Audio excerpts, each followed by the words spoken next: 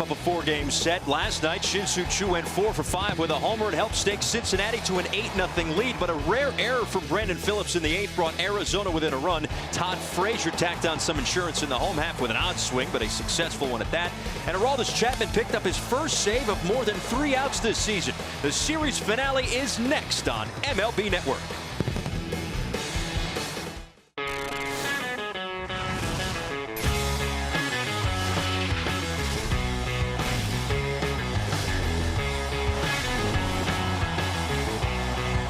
And welcome to Cincinnati, Ohio. A lovely afternoon here at Great American Ballpark as the Reds and Diamondbacks wrap up a 4-game set. Cincinnati has taken 2 of the first 3. The Diamondbacks would love to get out of Cincinnati with a split. Of course, huge playoff implications with these 2 clubs in this series finale.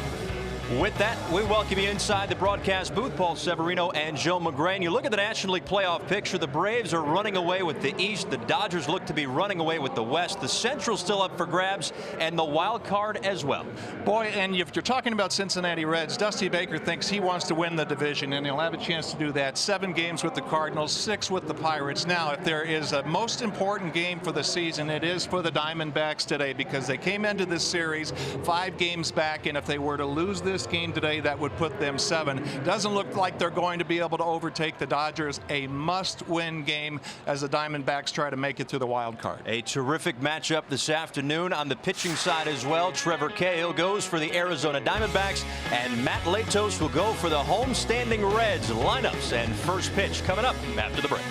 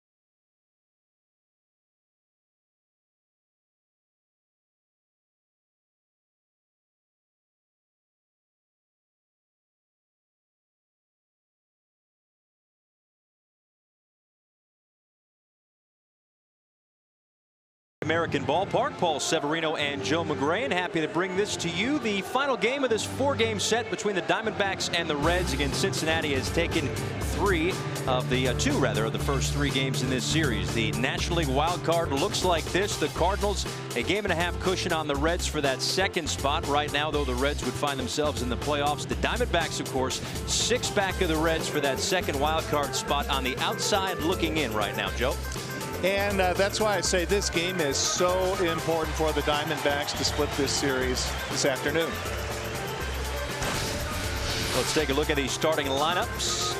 It'll be Gerardo Parras leading things off in right field. Adam Eaton is in center. Paul Goldschmidt, the MVP candidate, is batting 3rd at first. Martin Prado is at 3rd base. Aaron Hill is at 2nd. Jason Kubel is in left field. Will Nieves behind the plate bats 7th. Didi Gregorius is at shortstop, and Trevor Cahill is on the mound. And his counterpart this afternoon will be Matt Latos for the Cincinnati Reds. And the big right-hander is making his 26th start, coming off a tough one last time out against the Brewers. 7 strong innings, just 2 runs given up where the Reds were shut out. And that's really been the key to the Reds' success to this point through their starting rotation and strong arm bullpen. Their starters 1 through 5 for the most part have given them innings, and after a deep and long game last night, they're looking for Latos to take them deep into this game this afternoon.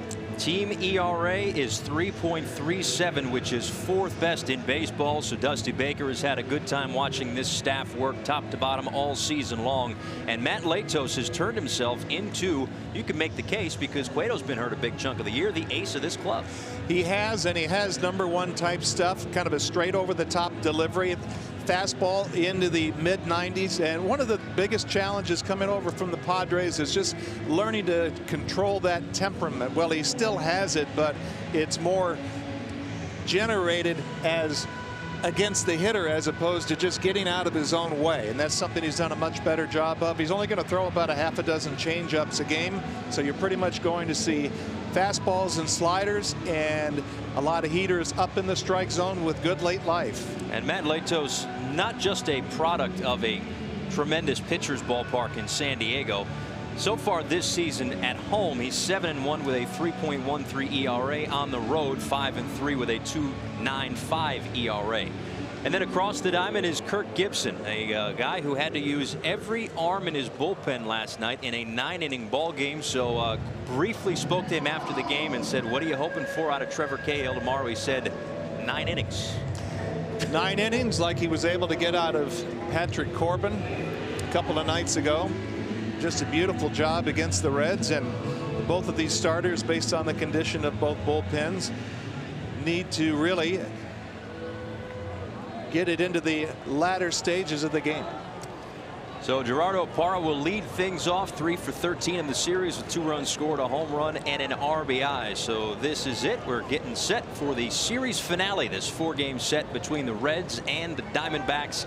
Last night, an 8-0 lead turned into a 10-7 win for Cincinnati. And the first pitch of the afternoon is in there for a called strike.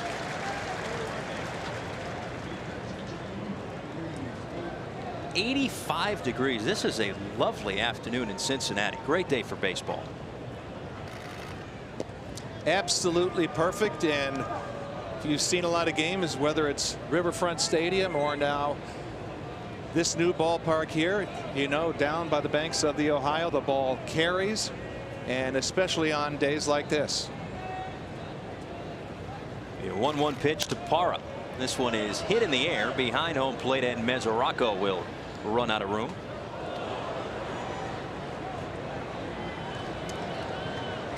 Now, speaking of Mesoraco, he's been getting a lot of the reps behind home plate, still developing from the glove side offensively. It's what they really like about him, but one of the tough things is really having as a young player to command and lead a pitching staff, and he's had some good guys to work with, and this guy is one of them, Matt Latos.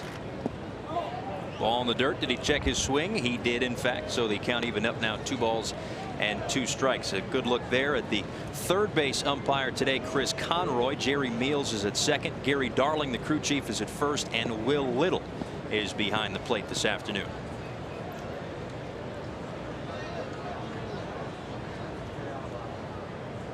The 2-2 from Latos.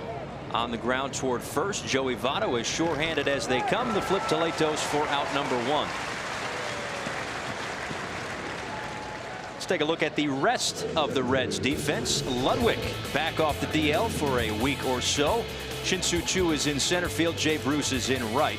Third to first on the infield, Todd Frazier, Zach Cozart, Brandon Phillips, and Joey Votto. Again, Devin Mesoraco behind the plate, catching Matt Latos.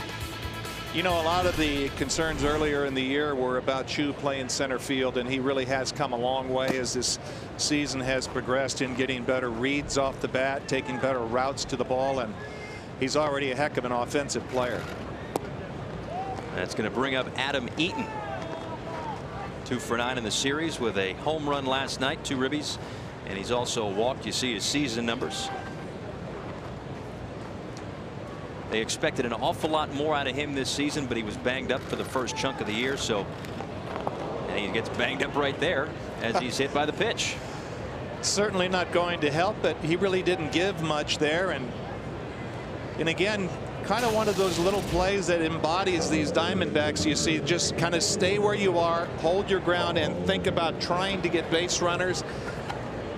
Yes, he knew that ball had his number on it, and it was kind of a half evasive action, but in a way that I'm trying to get hit and trying to get on. I wonder if they get that from their hitting coach, Don Baylor. Didn't he get hit once or twice in his career? He was one of the best, and I like to say I had the pleasure of hitting him once.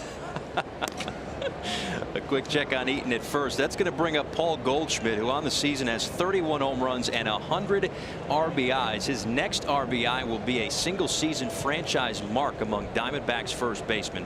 He's obviously put himself well in the center of the discussion for National League MVP as he rips this one foul.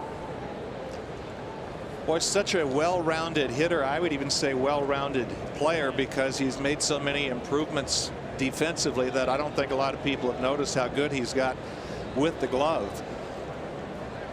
But so many different ways to succeed at the plate. Obviously, big power, the ability to fight off tough pitches, and also the ability to shoot the ball to right.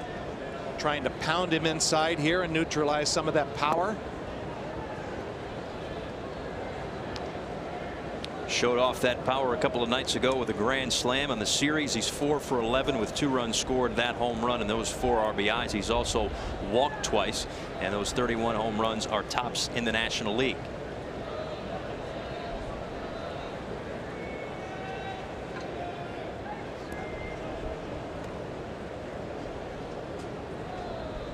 A long look in for the sign for Latos, and he deals a strike. 1 ball and 2 strikes.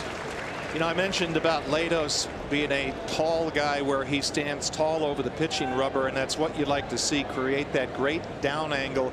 If they have the physical attributes at 6'6", a tall 6'6", pounding that fastball down in the strike zone like he's starting to establish here in the first, and the ability to stretch it up when he gets ahead.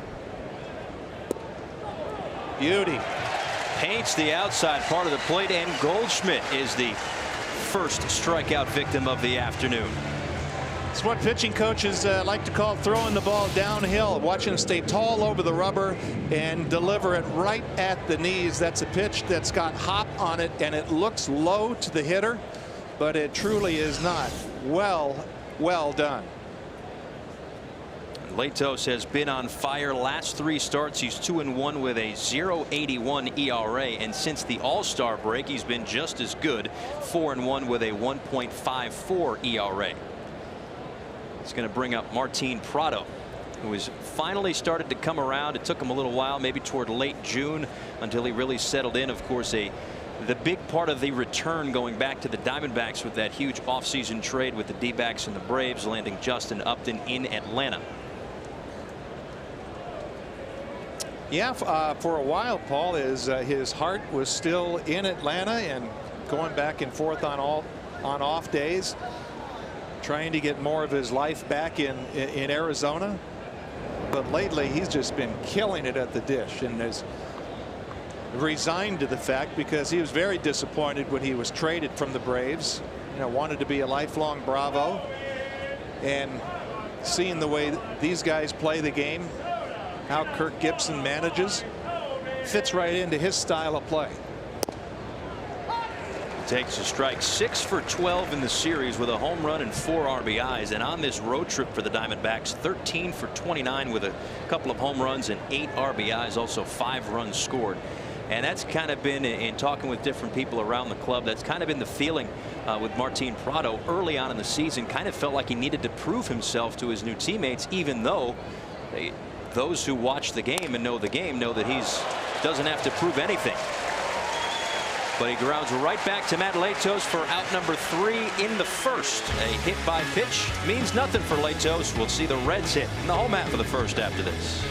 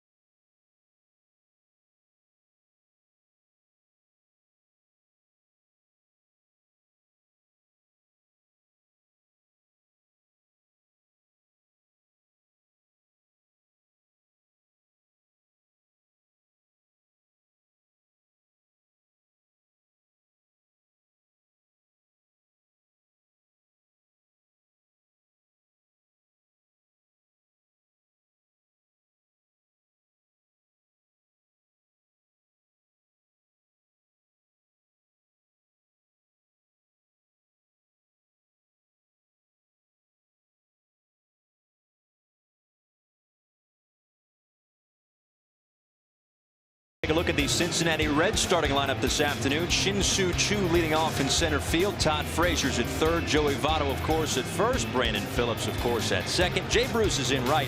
Ryan Ludwig is in left field batting sixth. Devin Mesoraco behind the plate hitting seventh. Zach Cozart, the shortstop, hits eighth. And the pitcher Matt Latos rounds out Dusty Baker's lineup this afternoon. And that's the lineup that will face that man right there, Trevor Cahill, with the Arizona Diamondbacks. Trevor Cahill on the hill making his 19th start, and he really needs to get it going. The ground ball specialist, 1 in 6 in his last 9 starts with a 7.83 earned run average. And of course, when he has that sinker going, he's one of the game's very best. Just a few years ago, 2010, won 18 games for the Oakland A's behind that great sinker. Really has been battling his arm slot. It'll be a challenge for him to try to repeat that delivery.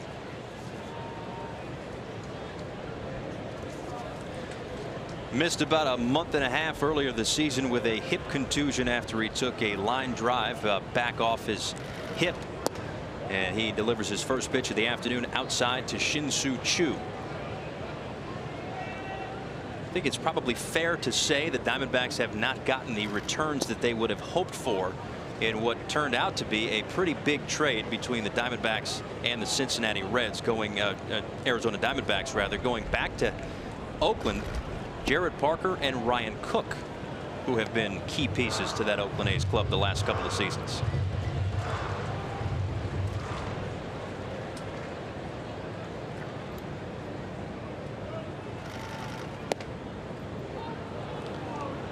Choo takes a strike on the homestand. 5 for 12 with a home run, a double, and 3 RBIs. And he's, of course, gotten on base a ton this season. He and Joey Votto, 2 of the league leaders in on-base percentage. I don't think a lot of the baseball world really knows how good of a baseball player that this guy really is. Very good leadoff guy, the ability to work counts, and obviously he's up on the dish. He's not afraid to get hit to get on. Leads the league in hit batsmen this season, does Shin-Soo Choo. So between that and the walks, that's why he's on at such a high clip. And actually, Paul, he says as long as he gets hit below the shoulders, he's just going to run down to first base and take his base. Won't be taking his base here as Trevor Cahill paints the outside part of the plate for his first strikeout of the afternoon. 1 away here in the first. Didn't like the looks of it. He quit on it, thought it was going to be a little bit high, but it just kind of sank right in there. I don't think Choo ever thought it was a strike, but just a late finish at the end. Catches not only the outside corner, but the top half, let's just say the upper right hand corner of the strike zone. Todd Frazier taps one foul. We were here a couple of weeks ago.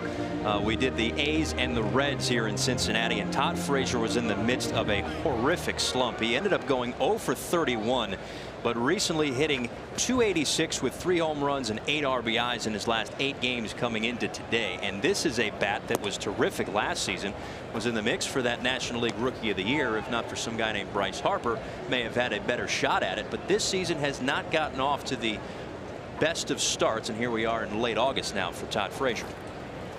Well, I hate to use the term sophomore jinx, but, well, I guess I just did, but it really has been that kind of a season for Todd Frazier where the league has kind of caught up with him, and he's really been frustrated. He seems like he finds himself in a lot of 2-strike counts, and here's another one. Sticks the bat out, flies this one to right center field, and moving over is Adam Eaton to make the catch for out number 2 in the first.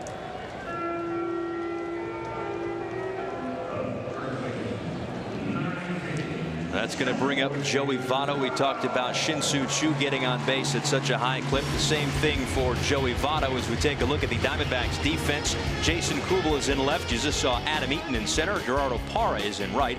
Prado, Gregorius, Hill, and Goldschmidt third to first on the infield, and Nieves behind the plate. First pitch swinging for Joey Votto. What in the world is going on? That's not supposed to happen. Wow, we couldn't even set up how good a season he's having. 1-2-3 first inning for Cahill. We're back with the top of the second next.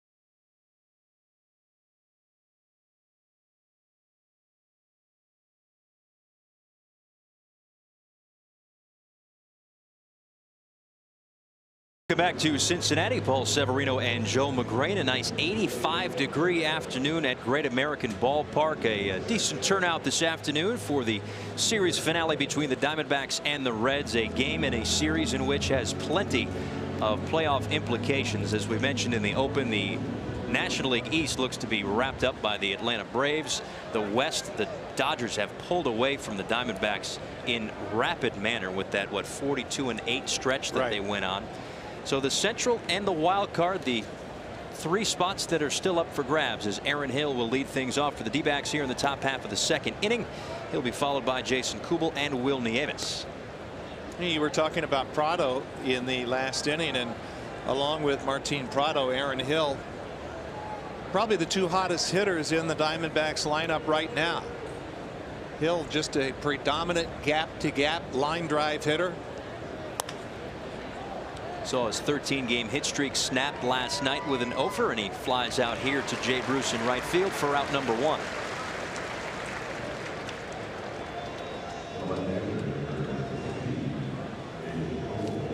Hill, though, has hit safely in 13 of his last 14 games, hitting .390 in that span.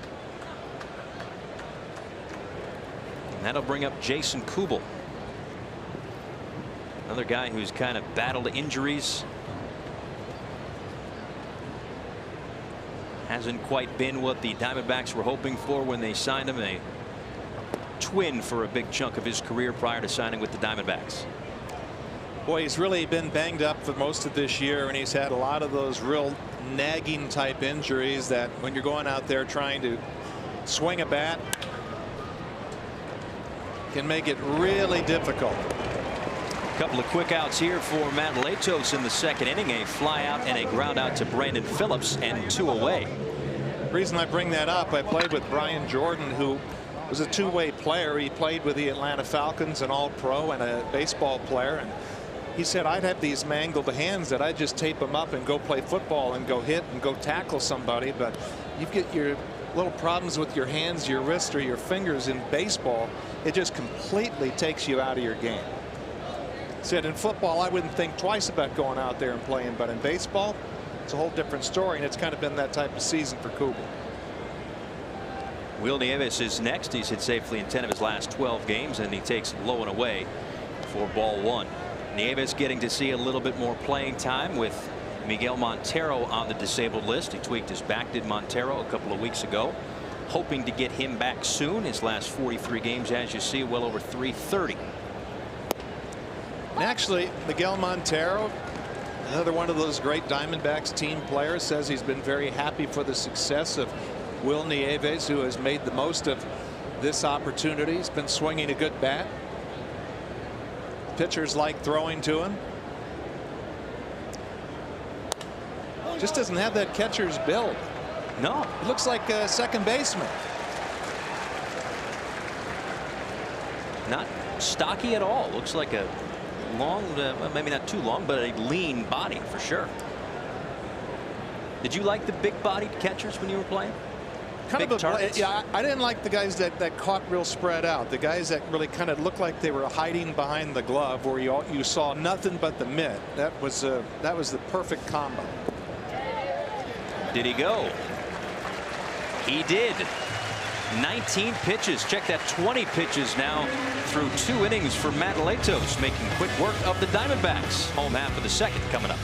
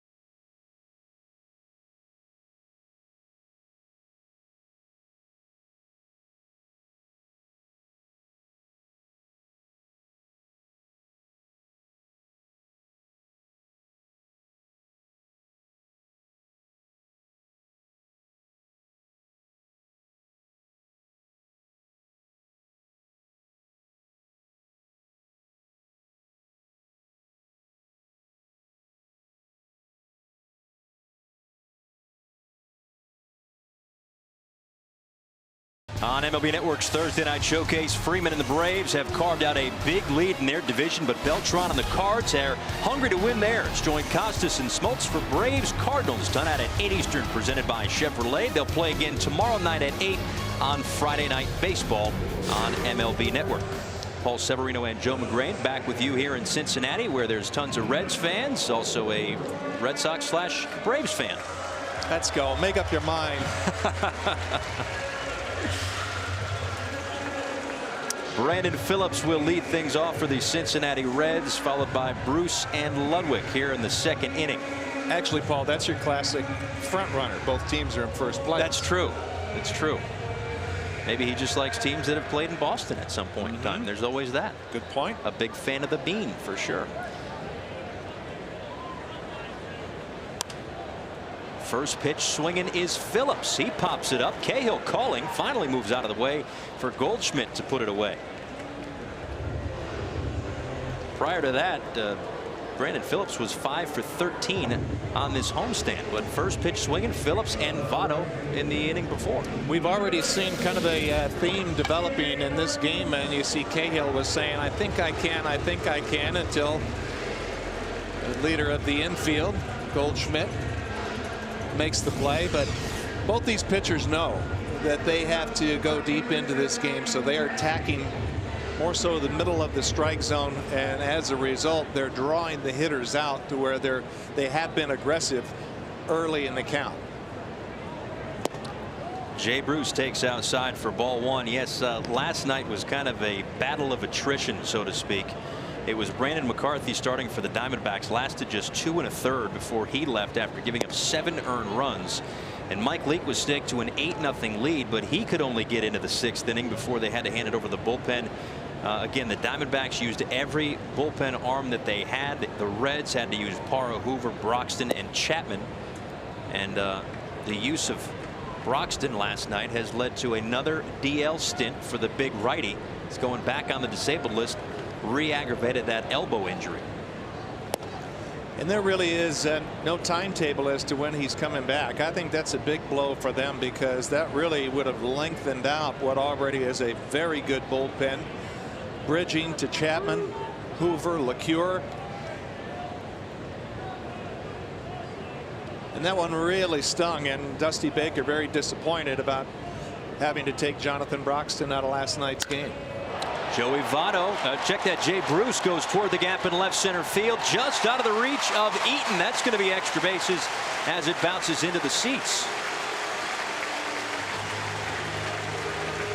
They love their Jay Bruce here in Cincinnati with the Bruce chance. And a 2-base hit to get things going with 1 out in the second. Yeah, and why not? He's really come a long way as far as having an adjustable bat to where he's using more of the field, and he's not as pitchable. Eaton didn't get the best of breaks, and sometimes in these day games you have a lot of reflection from behind home plate. Well, that'll bring up Ryan Ludwig with a runner in scoring position and 1 out here in the second inning. First base runner allowed by Cahill, knocked down by Nieves. And they waited a long time to get Ryan Ludwig back to the Cincinnati Reds. It was opening day, sliding into third base. He hurt his shoulder. He was out for a long time. Finally got back a couple of weeks ago, but hasn't been able to find that swing yet, hitting just 190 on the season with no homers and an RBI.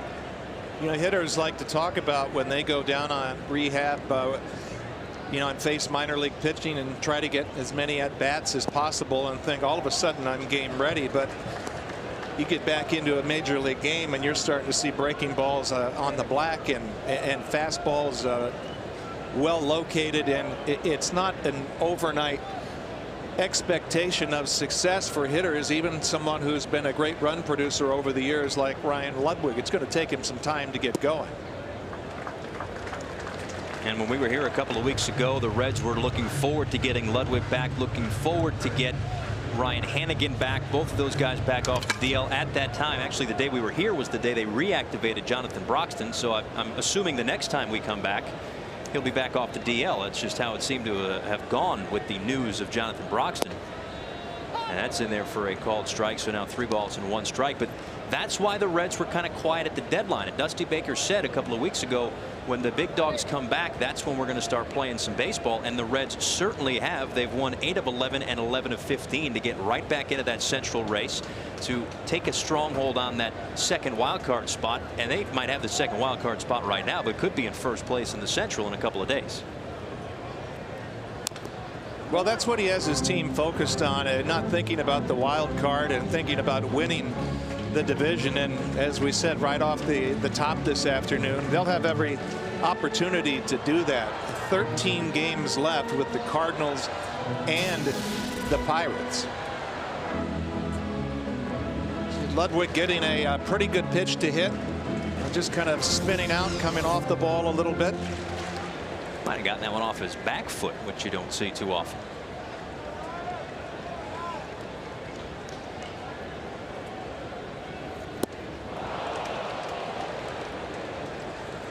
.75 miles an hour, so Cahill took something off that for strike 3.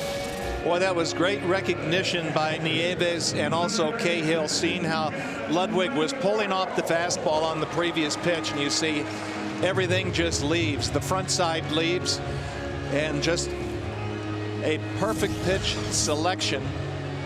And that's about reading the hitter, and that's when you really take off as a pitcher, when you're not worried about what your delivery is, and you're watching what the hitter's doing and making pitches according to how he's swinging.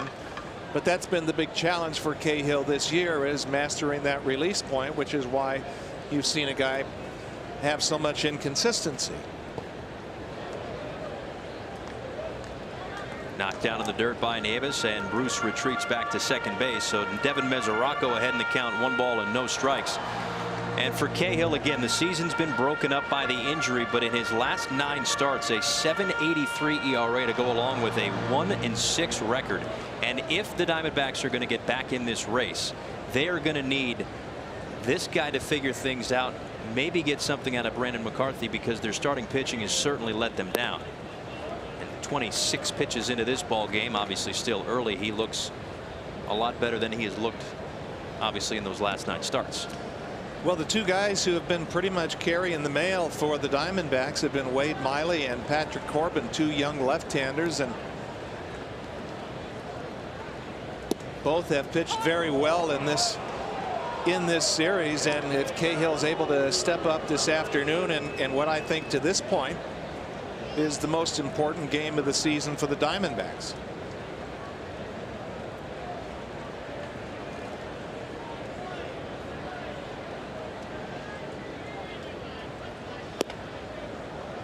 Tries to go back outside. The count now 3 balls and 1 strike. Now for Mesoraco, what he's done in his last 38 games, 4 home runs, a .289 average, but still trying to figure out the other aspect of being a catcher. And I would assume that that is one of the tougher things to do for a young catcher, is learning both sides of the baseball.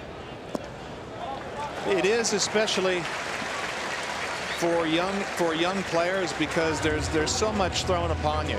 You've got to learn the personalities, the strengths, the weaknesses, the quirks of a 12-man pitching staff, and how to be a leader behind the plate, and also do the proper work to continue to develop offensively. And right now Mesoraco is more ahead of himself offensively than he is defensively, and he has been improving defensively, though. So 2 on and 2 out here in the bottom half of the second inning, as Zach Cozart takes inside for a ball, 1 ball and no strikes. On the homestand for Cozart, 3 for 10 with 2 RBIs and 3 runs scored, hitting 8th today. And he'll try to keep the line moving so that Matt Latos doesn't have to lead off the next inning. Good job by Nieves here. The last 2 pitches, and I was setting up earlier about how Cahill has had that arm slot and release point kind of floating around. Nieves tried to stick that first pitch to try to get that borderline call, wasn't able to get it. And the last pitch, Cahill was underneath it, which is really a death move for a sinker ball pitcher. You have to be on top or slightly to the side of the ball, and really he's just got to think about more, the catcher's mask or the chest protector or the middle of the plate, because if he gets the ball out front in this proper release point, he knows because of that great movement, it's not going to end up there. Misses again. Now 3 balls and no strikes. Taking a look at the delivery here, and you see he's kind of battling a little bit this inning on the first base side of the rubber to give that sinker a chance to break and to be able to hit both sides of the plate with it. And these last couple of pitches, other than the first pitch of that at bat, have been way off the charts in kind of a small sampling of his season. And I think Charlie Nagy spotting that is going to try to settle this down right now. This is more about the mechanical aspect than it is the fact that the bases are loaded here. It's really about getting back and getting on top of the ball. So a pitching coach will actually discuss mechanics in a mound meeting like this. It's just little things. I'm not talking about cues, completely playing with a Rubik's Cube or anything, but get your hand more on top of the ball to where you can let that sinker take over. And like I said, think more about the middle of the plate. I was talking with Bob Brenly, longtime catcher and television voice of the Diamondbacks, and that's one thing that he said that he's tried to communicate to Cahill is just think about more like the catcher's mask, the chest protector, more in the middle of the plate, and let the ball sink. Much better. Matt Lato's first pitch swinging with the bases loaded and 2 outs. So if nothing else for the Cincinnati Reds, they will make sure that Shin-Soo Choo leads off the top half of the 3rd, and they don't have to deal with that pitcher first. However, they would probably like to put a run or 2 on the board here and maybe get Cahill on the ropes. Latos is not that bad of a hitting pitcher, and you see he's got that hitter style presence in his stance where he starts way open and then he closes it off like he's got some kind of a plan up there. The 0-2 pitch doesn't chase. 1-2. Speaking of pitchers with a plan, what we saw last night for the first time ever in a big league ball game was Aroldis Chapman's first major league plate appearance, and he went to a full count. Talk about a pitcher with a plan. Yeah, he's earned that reputation that he's going to be selective at the plate.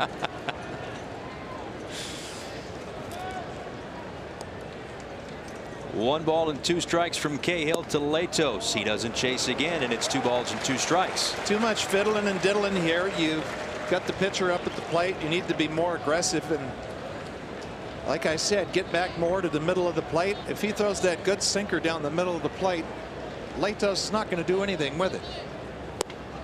There you go. What were you saying? So Cahill works into and out of a bases loaded jam by striking out Latos to end the inning. We're coming back with the top half of the 3rd from Cincinnati next.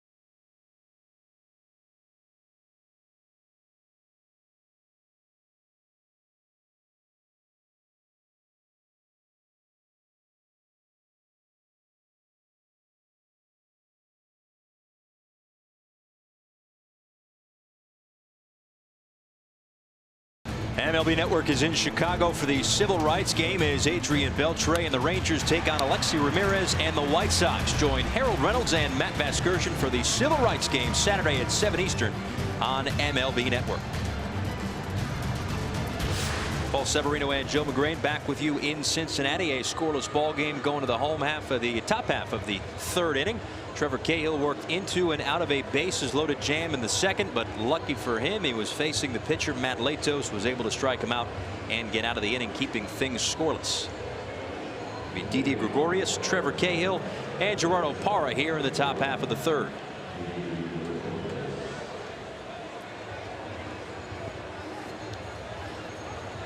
Gregorius and the center fielder for the Reds, of course, tied together with a offseason 3-team deal between the Diamondbacks, the Reds, and the Indians. Gregorius was a Reds prospect.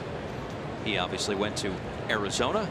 Shin-Soo Choo was in Cleveland. He obviously came here, and Drew Stubbs went to Cleveland. There were other parts in that trade, of course.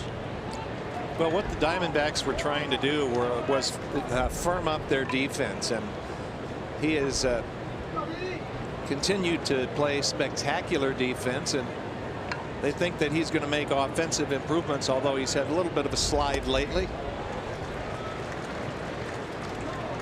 1 for 6 in the series with a walk as he swings through that one and quickly down in the count. No balls and 2 strikes. Actually, Brandon Phillips said that he's one of the better defenders that he's played with. Very complimentary about his skills. Pops this one up left side, foul ground. Frazier in, Mesoraco out. It'll be Frazier putting it away for out number 1 here in the third inning. And talk about youngsters who can play the position defensively at shortstop. For as good as Gregorius is defensively, he's going to have a tough time trying to wrestle away what I believe, I'd like to get your take on it, is going to be a Gold Glove season for Andrelton Simmons in Atlanta. Yeah, and that was one of the things I've been talking a lot about the type of shortstop that he's been playing. Incredible range, you know, just kind of meeting all of those challenges, making the routine plays, making the outstanding plays, and just really playing upper echelon defense. Latos works quickly to his counterpart Trevor Cahill, who fouls that one off, and it's no balls and 2 strikes. And Latos not wasting any time this afternoon. Already has an out here in the third, 25 pitches, and he is perhaps another strike away from being through 2 2/3 with 26 or so pitches. Well, he's like I said, yeah, he's a great competitor and not messing around. Finishing off the pitcher there. Has designs on getting 27 outs. He's getting it and throwing it. He's being economical, which is actually a very good sign for someone who is on occasion can run some deep counts. Pretty economical today. So that's 3 strikeouts for Matt Latos as the lineup card turns over to Gerardo Parra, who's 0 for 1. Grounded out to first base in his first at bat.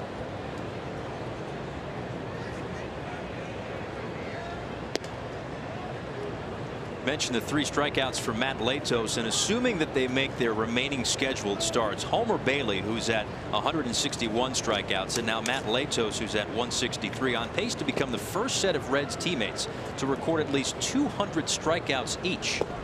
And this is a Reds club who entered the day 3rd in baseball in strikeouts. So between the innings that usually the 5 Red starters go each year, they're all right around that 200 mark, if not over it, and the strikeouts, could probably make a case this is one of the better starting rotations in baseball. They do punch out a lot of hitters, and there's one of the game's great pitching coaches, Brian Price, who's obviously pretty thirsty this afternoon. Parra fouls it off. What makes a good pitching coach? I don't think there's really one set way.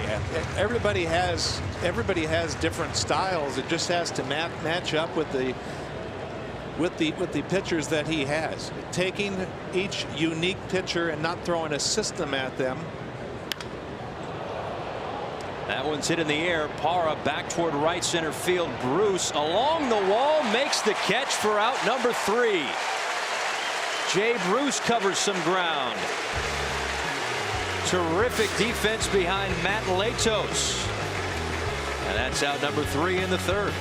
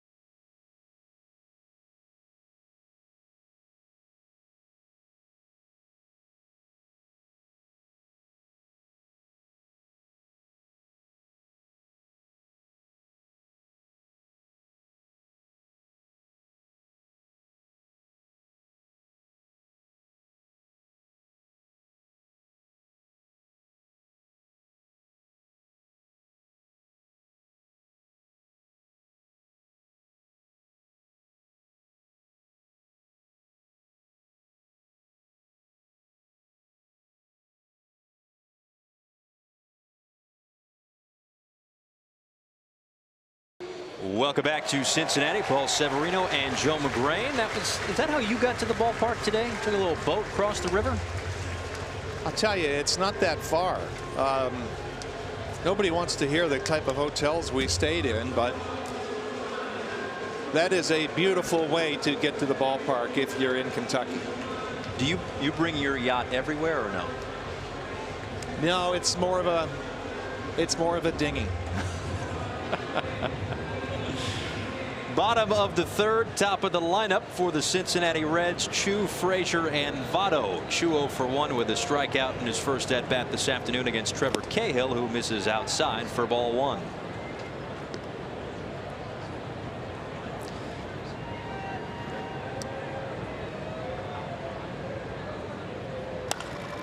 On the ground, base hit past the dive of Didi Gregorius for a leadoff single for Shin-Soo Choo. And wouldn't you know it, the Reds get a runner on, and it's Chu or Votto. One of the two. They're always on base. This one a hot shot past Gregorius. Boy, and when you think about where that pitch was and the type of movement it had on it, maybe a tinge off the plate. He squared that up beautifully up the middle. Todd Frazier will be next. He flew out to center field in his first at bat.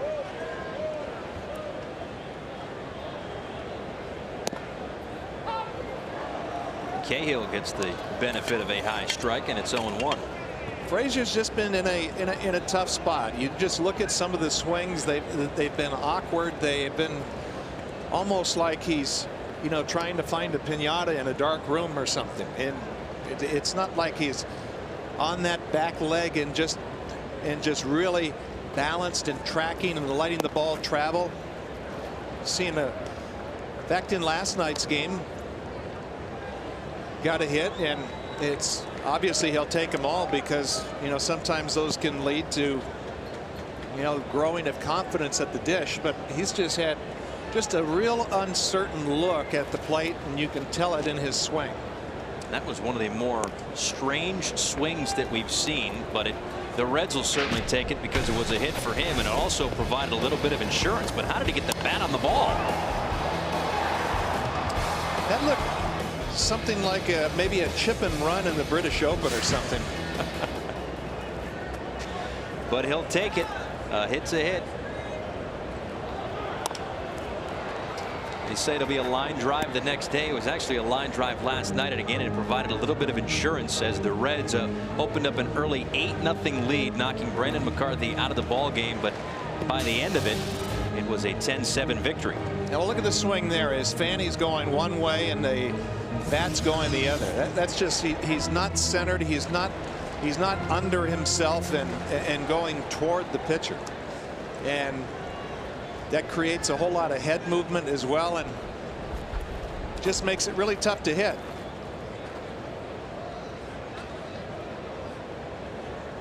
He had one swing last year against Jamie Moyer, I believe. Do you remember this? He hit a home run, and if you slowed it down from about that angle that we're looking at right now, he did not have a hand on the bat when the ball hit the bat, and he hit it out for a home run. And it's not like Jamie Moyer's got Randy Johnson type velocity.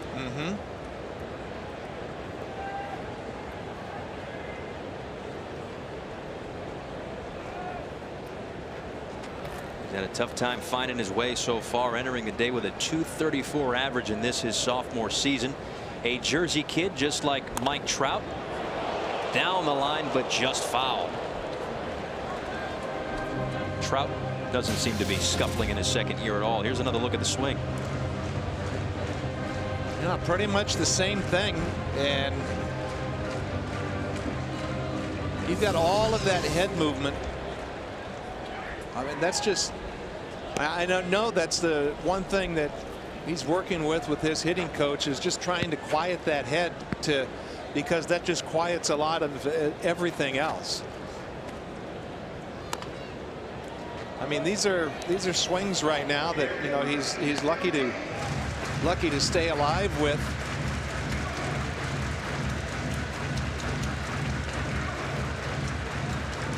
And it's one of the more difficult things when you're struggling, when one, you've got to think about getting yourself into situations where you're into hitters counts where you can free yourself up mentally, but again, another 2-strike count, pitchers count. And a swing and a miss. Scoreless here in Cincinnati. Is there a score in Detroit? We get an update with Alana Rizzo. Alana.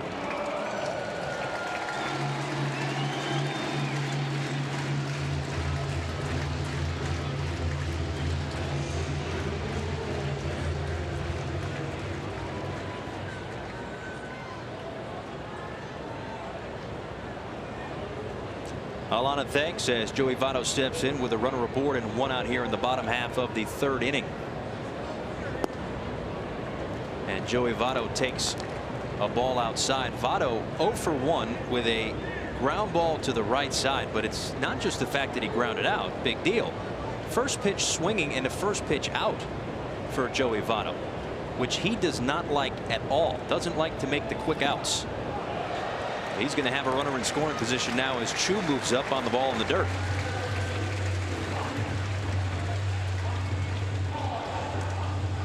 You know, that's a point you make, Paul, that can, you know, lead to so many conversations in so many different directions. And, you know, the one thing you did talk about, he's their $250 million man, and, you know, you'd like to see him kind of turn and burn and start hitting more home runs, and he's more conscious of the middle of the field, working the count, taking his walks, and Brandon Phillips hitting right behind him has definitely been the beneficiary of that.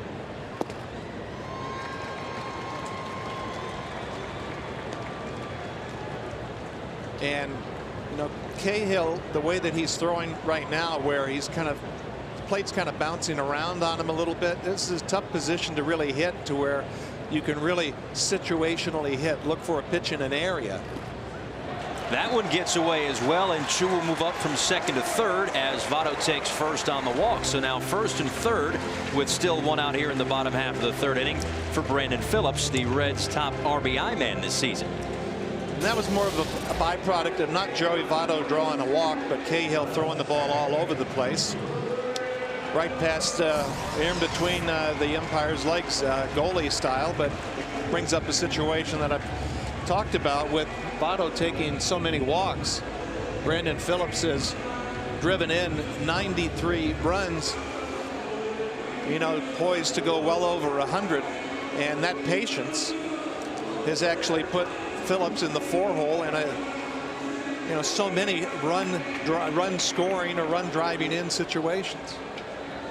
So the 93 RBIs looks great. You'll probably take the 15 home runs from the second baseman as well, but just a batting average in the 260s for Brandon Phillips. But with his superb defense and the way that he's driving in runs again, that one gets away. Chu hangs out at third, but Votto moves into scoring position, and it is now second and third with one out here in the bottom half of the third inning. We were talking about it right off the top about Cahill's challenge to find that consistent release point. Charlie Nagy doesn't want to have to go out there again, although he's on the top step, thinking about it. He's just going to have to really navigate his way through this and really from a visualization standpoint just feel what that real good sinker coming off the fingertips feels like and get back to doing it. So 3 wild pitches in the inning has set up a big time scoring opportunity here for the Cincinnati Reds. 2 in scoring position for again their RBI man Brandon Phillips, who takes low and away, and it's 2-0. And again Will Nieves will go out and chit chat with Trevor Cahill.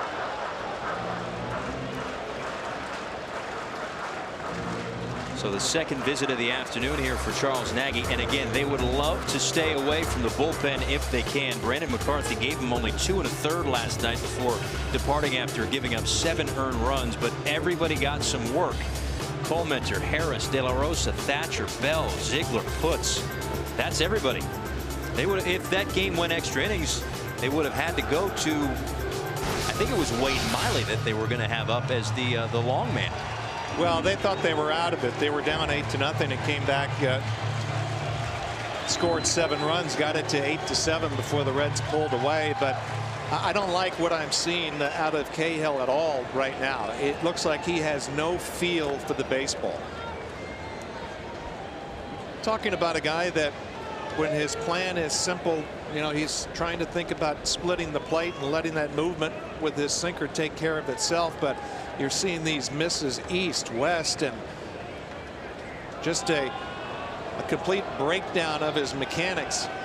We've all been there where, the baseball feels like a grapefruit in your hand, and he just has no feel for the baseball right now. And with those 3 wild pitches in this inning, it's taken him out of a double play situation where he could use that ground ball, that sinker ball that he's got. Brandon Phillips will have another RBI here as Chu scores the first run of the afternoon on the 4-3 putout. Reds with a 1-0 lead.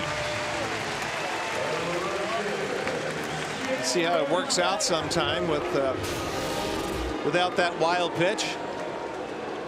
Might be out of the inning with that good sinker that was delivered in the middle of the plate and around knee high. He can rack up some ground balls, but it's puzzling because his type of game should be a simple game, meaning that not a whole lot of scouting reports and not have the catcher move this side of the plate and that side of the plate, but more thinking more towards the middle and just letting that ball sink. Bruce doubled in his first at bat, but was stranded back in the second inning, as it's again 2 balls and no strikes here. And to kind of piggyback on the point that I was making, looking at the numbers for Brandon Phillips, yeah, that ground out doesn't help his batting average at all, but that's another RBI to give Latos a run to work with here in the early going. Oh, sure, you go ahead and take it, get on the board, and that's when a lot of people say that the strikeout is just another out. That was a productive out, not a strikeout. 5th 3-ball count of the afternoon for Trevor Cahill, and he misses inside for ball 4. Tough to get the borderline call when you've been all over the place.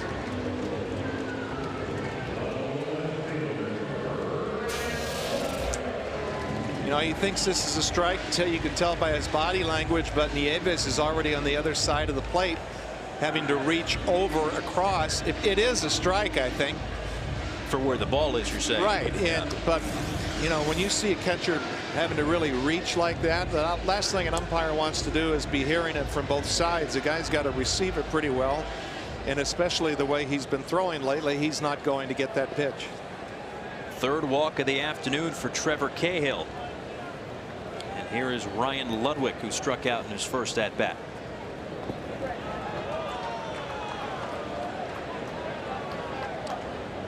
And the thing with Cahill is that he doesn't really have a straight pitch that he can kind of go to, as once again Josh Colmenter is the first arm up in the Arizona Diamondbacks bullpen.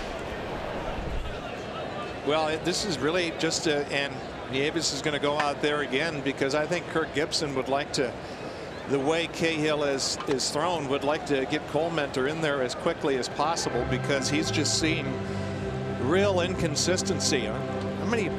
I mean, I don't make a habit of charting bounced pitches, but there's been a boatload in this inning, and there have also been a lot of these left to right, east west misses, to where his whole plan of attack is out of whack. And you know as well as anybody the importance of that first pitch strike. He's faced 15 batters today, 10 first pitch balls. So he's putting himself in that early hole, as he's done here with Ryan Ludwig. Misses low again. You know, the other thing that we were talking about right off the top, about this is really at this point the game of the year for the Diamondbacks. I mean, they've got to get this one. Yeah, you hate to count a team out with still a week or so left in August, but the way the Reds have been playing, the Pirates, the Cardinals, and the deficit that they face in the National League West, you'd think that six-game deficit will look a lot different at 5 if they can win this one than it would at 7 if they were to lose this one, especially since they won't be playing the teams in front of them outside the Dodgers. Ludwig down the line, but foul. I think Ludwig has Cahill right where he wants him, because he's just thinking about strikes. So he's kind of pushing the ball a little bit instead of just really turning it loose, because like I said, he doesn't have a good feel for the baseball, so he's kind of guiding it. And this is when a pitcher can really be had. His pitch is a lot more flat. The sink is not the same. This one hit into left field down the line. Wow. Just foul. Third base umpire Chris Conroy with the call. Ludwig didn't miss by much, kind of disappeared from our vantage point. We'll take a closer look here. 8 inches, not by much. And a guy like Ludwig certainly could have used that one.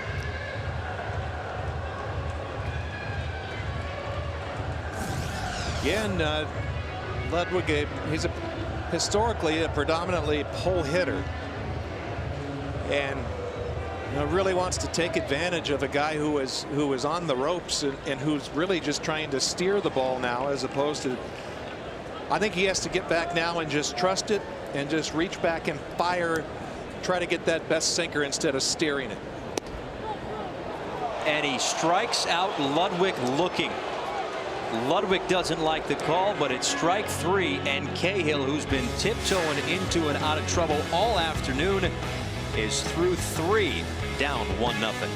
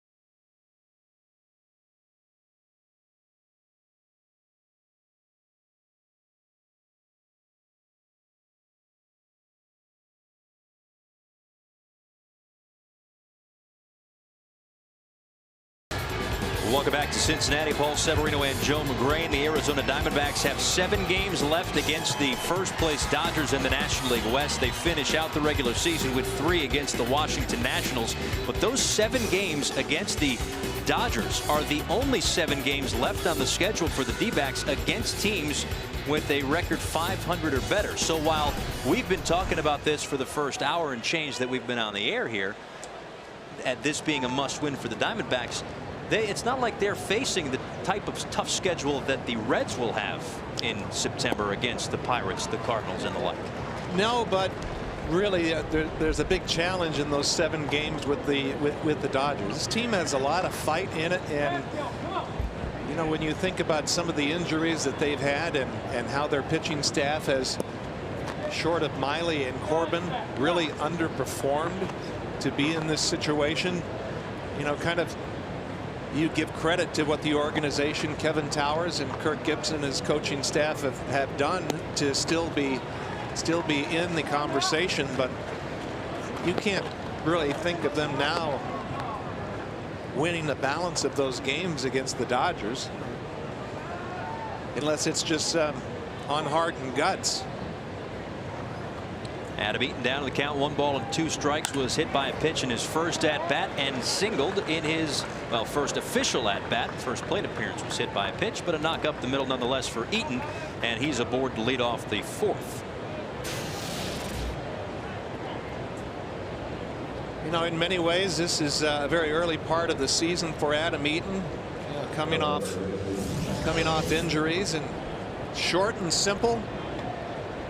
Guy leading off an inning, just exactly what you'd like to see. Latos pounding the strike zone early. Good quality approach. That brings up Paul Goldschmidt, who swings through the first pitch, and it's no balls and 1 strike. Goldschmidt struck out in his first at bat. 6th player in Diamondbacks history with at least 30 home runs and 100 RBIs. Is, again, as I mentioned before, put himself on a short list of National League MVP candidates. Boy, and he is right there, and just so many things that he does well. Just a super classy individual, and through all of this incredible breakout MVP type season that he is having, he's finishing his degree, right? Yeah. Yeah, online. He's still taking courses. He's in the lobby of hotels when they're traveling around, while other guys are exploring the city. He's trying to finish up his degree, and from what we heard prior to the game, they're going to have a nice little ceremony for him once he does that. So Paul Goldschmidt, again, and having spoken to a few people around this club the last day or so, it's all good reviews. And as for as good a baseball player as Paul Goldschmidt is, and he has been terrific. He's what was the description we heard today? A guy that you would want your daughter to marry. Yes. Yeah. So Kirk Gibson certainly happy to have Paul Goldschmidt on his club. And right now, in a game in which we talked during the break, feels like it could be about a 5 or 6-0 lead here for the Reds with Goldschmidt's power. Wow. Line drive up the middle. It could have been 2-1 in a second, but a base hit nonetheless, and that's going to bring up Martin Prado with 2 on and nobody out, and now Latos is in a bit of trouble.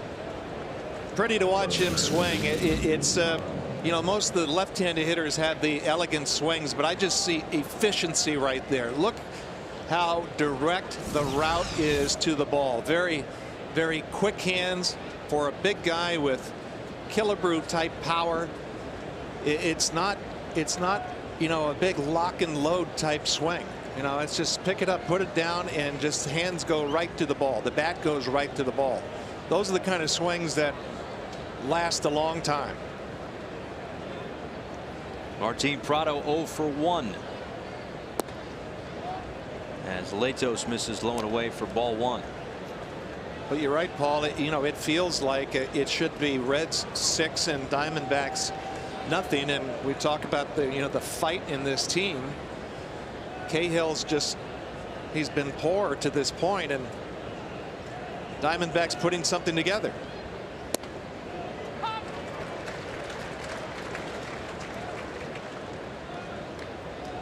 Talked earlier about Martin Prado and what he meant to the Atlanta Braves with the versatility, obviously a very good clubhouse guy, well respected around baseball, and kind of felt the need to prove himself again in the first month or so with his new club. And I think that what some of the Diamondbacks players and people around the team were thinking was, you don't have to prove anything. We know how good you are. We know what you mean to a ball club. And since he has been able to figure things out, maybe get some closure, as we discussed, a trip back to Atlanta, get some closure on that chapter of his baseball life, he's been a completely different baseball player, and what the Diamondbacks would have liked to get, because that was the story around that trade, was on the Diamondback side of things was whispers of, hey, we might be getting Prado. This could be a great deal for us. Well, it was a deal that fired up a lot of the Diamondbacks when they heard about it. He's a great pro, but that's absolutely natural. I mean, you want to impress your peers, and it's a new peer group coming to a new team. He's always kept himself in, impeccable shape, and he can play so many different positions, and on a good team that is invaluable because it allows you to rest some of your regular players and keep everybody fresh throughout the season. But he's just not a super sub. He is a solid, great pro.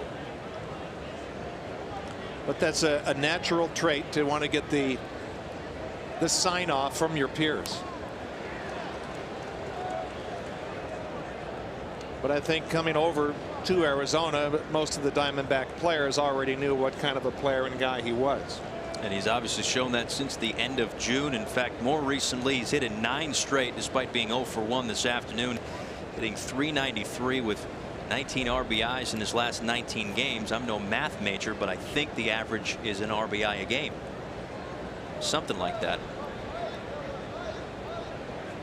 But a big spot here. Another 3-2 pitch from Latos to Prado. Tap to Cozart, who takes it himself over to first, and a double play.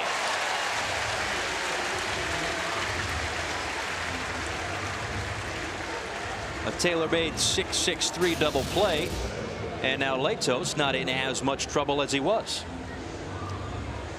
Really, that's the mark of good pitching. And obviously this inning is not over yet. He had first and second and nobody out. It's just about having the ability to stay out of the big inning. Maybe give up 1 run, 2 at the most, but those 3 spots, those are the ones that kill you. Aaron Hill fouls this one back. Hill 0 for 1 as he led off the second inning with a fly ball to right field. That double play for the Cincinnati Reds is truly a rarity. Only their 90th double play turn this season. That's the fewest in all of baseball, and I would venture to guess that's more a product of the pitching than the defense. It is, and it's strange. A lot of it has to do with the fact that the pitchers don't walk a lot of guys. Bronson Arroyo doesn't walk people. Mike Leake doesn't either. And I think the reason why that sounds surprising is because we're always seeing Brandon Phillips, looking like a rodeo clown around second base, with jumping all over everything and making these great turns of double plays. You think that it's happening 2 or 3 times a night, but it's just not. Hill with a hot shot to Frazier at third. All he could do is knock it down, and the run will come in to score as Adam Eaton ties things up.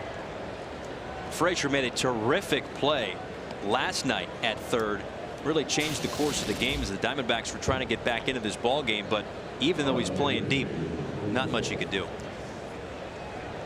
Absolutely smoked, and Frazier right in front of it, just trying to knock it down, and he just didn't get the right carom. If it's somewhere in front of him, he's got plenty of time to make that throw and get that last out. But instead, it's an infield single and an RBI for Aaron Hill, and the Diamondbacks have evened things up now for Jason Kubel.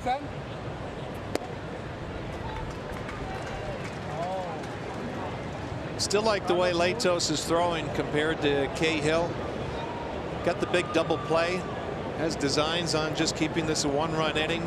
Gets right back to the strike zone again. Still continues to be aggressive.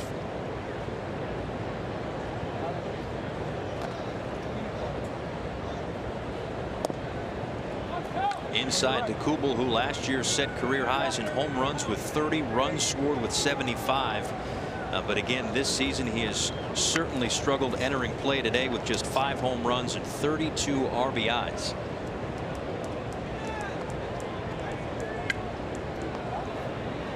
His name was thrown around at the trade deadline for some possible left-handed pop,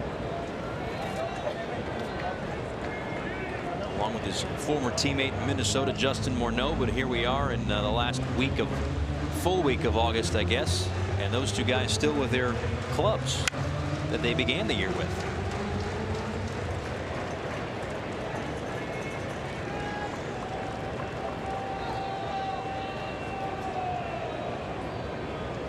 Mesoraco looking over from the bench like he was getting a pitch called for him. Which, judging by you noticing that and pointing it out, doesn't happen much. No, it doesn't. And you know, sometimes with a young catcher who is still learning the intricacies of calling the game, every now and again a big pitch in this a big pitch situation might get a little help from Brian Price, and it's also Chris Spire talking we're giving the sign about whether there might be a pitch out or not.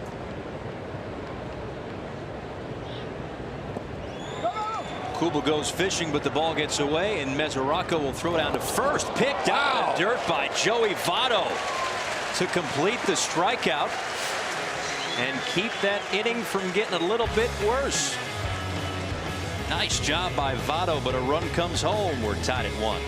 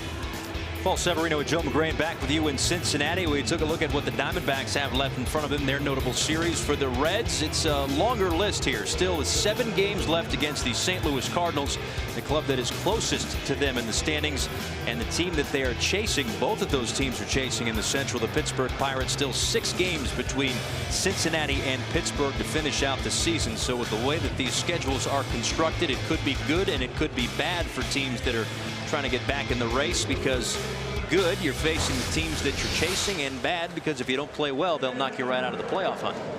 Well, and a couple of interesting things. What's got the Reds to this point has been the strength of their pitching staff. Tony Cingrani went down the other day with a strained back muscle. Jeff Locke has been getting shillelied a bit lately. AJ Burnett hasn't won a lot of games, but they've got something special going on there in Pittsburgh. But just an incredible amount of head-to-head competition, and I still think the top 3 teams in this division are going to the postseason. Devin Mesoraco flies out down the right field line as Gerardo Parra puts it away for out number 1. A quick out number 1 for Trevor Cahill. who needs it, as he is now into the 60s in pitch count, which we're in the bottom half of the 4th. And that's what a sinker baller really should be about being economical, pounding the strike zone early, getting a lot of ground ball outs.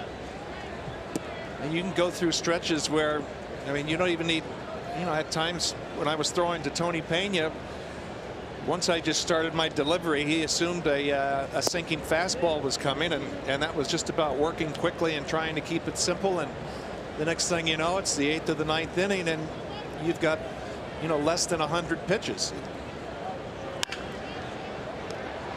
Nice play by Prado to leap and grab and throw across the diamond for out number 2. That's what's going on here in Cincinnati. Let's go back to the studios. Alana Rizzo with an update from Miami.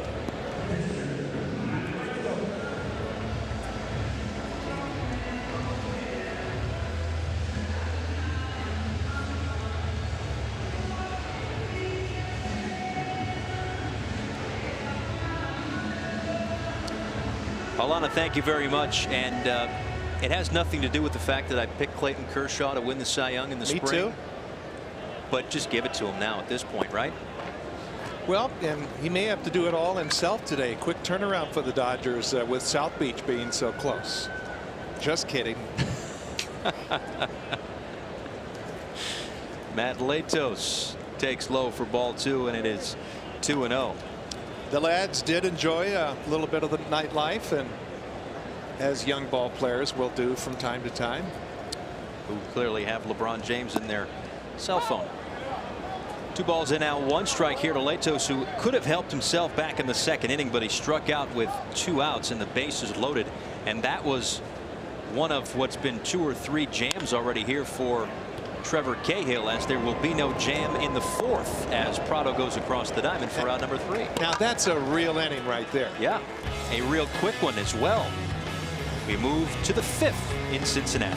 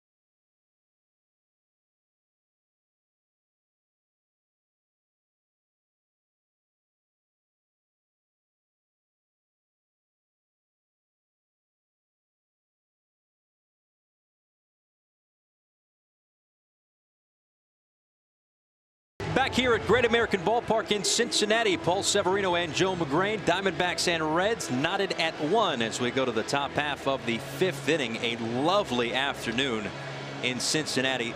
I would venture to guess this makes a short list of great day game ballparks. Absolutely. I put the other one in Pittsburgh along the 3 rivers. This one along the Ohio River here in Cincinnati, and just of course a great baseball town with great tradition and history, and that's been something that's really been neat to see. The big spike in Pittsburgh with their fan base. What the Tigers have done, so many people showing up every night to watch them play, and Now, we didn't get a chance to really touch base, you and I, before this series, because from what I understand, you were in one of the edit rooms back in MLB Network trying to put together what was a 12-minute feature on your opening day home run in Cincinnati back in the 80s. Is that true, or am I fudging the numbers a little? It was kind of like the singer Terry Jacks, who sang "We had joy, we had fun, we had seasons in the sun." I was doing a medley of my one hit.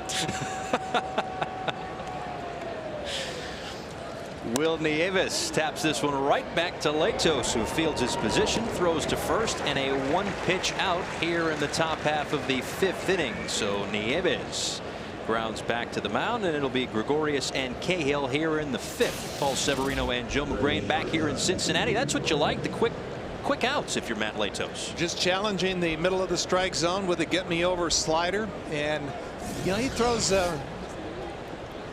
handful of breaking balls and a handful of changeups, but he's pretty much fastball slider. And the other thing that I think is interesting, coming over from San Diego, which was a real pitcher's ballpark, to a real hitter's ballpark here in Cincinnati, there has not been that much deviation. He's 3.13 at home, and what is he, 2.95 on the road? Yes, 3.13 on the road, 295, or 3.13 at home, 295 on the road. So you got it right, and then I went ahead and screwed it up. Here's Gregorius popping this one out to shallow center field. Zach Cozart calls off everybody for out number 2. But what he has really done is a beautiful job since he's been with Cincinnati of throwing the ball downhill. And the mound is 10 inches high, and when you've got a guy that's 6'6" that looks like he's 8 feet tall standing on top of the hill, and you're throwing it downhill, those knee-high strikes look like they're a lot lower than they are. And the other thing is this, unless you have just a real predominant uppercut, just the plane of the swing, it's tough to do anything with it, especially when he's rushing it up there into the low to mid 90s. He hasn't thrown too many fastballs up there, but that's what he can do when he gets ahead in the count, when that pitch looks really good after he's thrown a handful of pitches down in the zone. 1-1 pitch to his counterpart Trevor Cahill.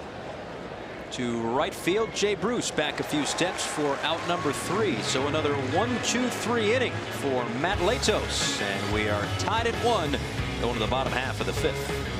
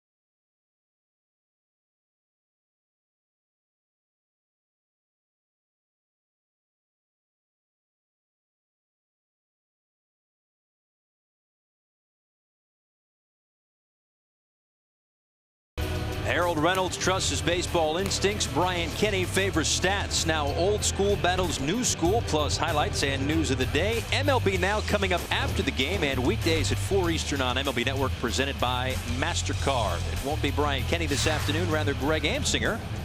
who's a little bit taller than that youngster here in Cincinnati. Yes, but he has a couple of beautiful young children. I can almost hear his voice now. Hey, I'm Greg Enzinger. Welcome to MLB Now. That'll be Christina Ackra's job today to welcome in the crowd. But again, that's coming up after the ball game here. Paul Severino and Joe McGrain heading to the bottom half of the 5th inning. Diamondbacks and Reds.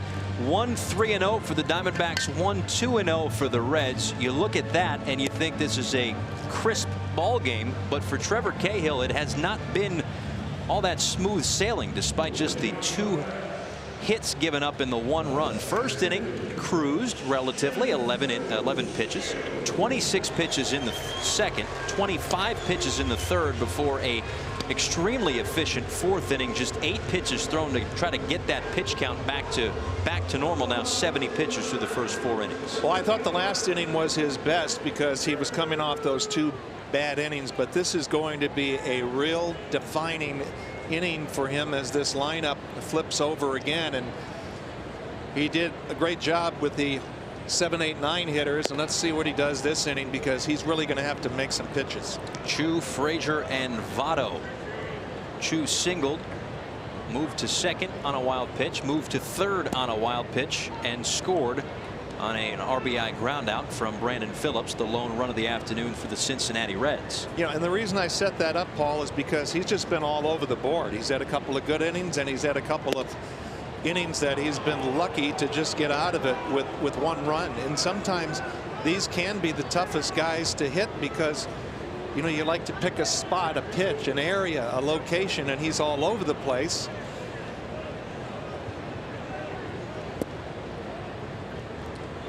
Misses low in the count, now 2 balls and 2 strikes, and far be it for me to judge an umpire's strike zone, but it seems as though the home plate umpire today, Will Little, has had a high strike zone, and that's kind of benefited it seems Trevor Cahill a bit, because as you mentioned, he has not been down with the sinker. He's been up and he's been getting some strike calls. Well, I was just thinking by his name, Will Little, that his strike zone would be Will Whittle, but I mean that's horrible. I guess you can't unring a bell, but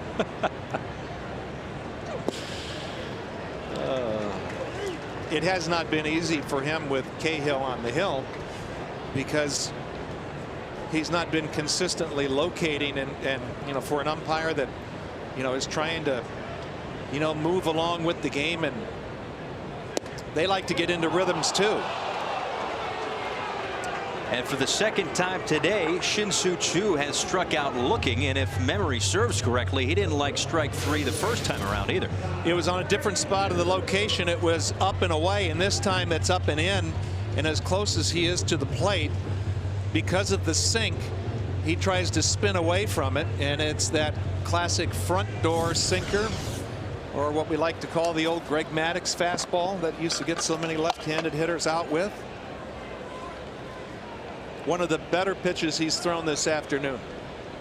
I'll bring up Todd Frazier, who's 0 for 2, a strikeout and a flyout to his credit. One big hop to Didi Gregorius over to first for out number 2.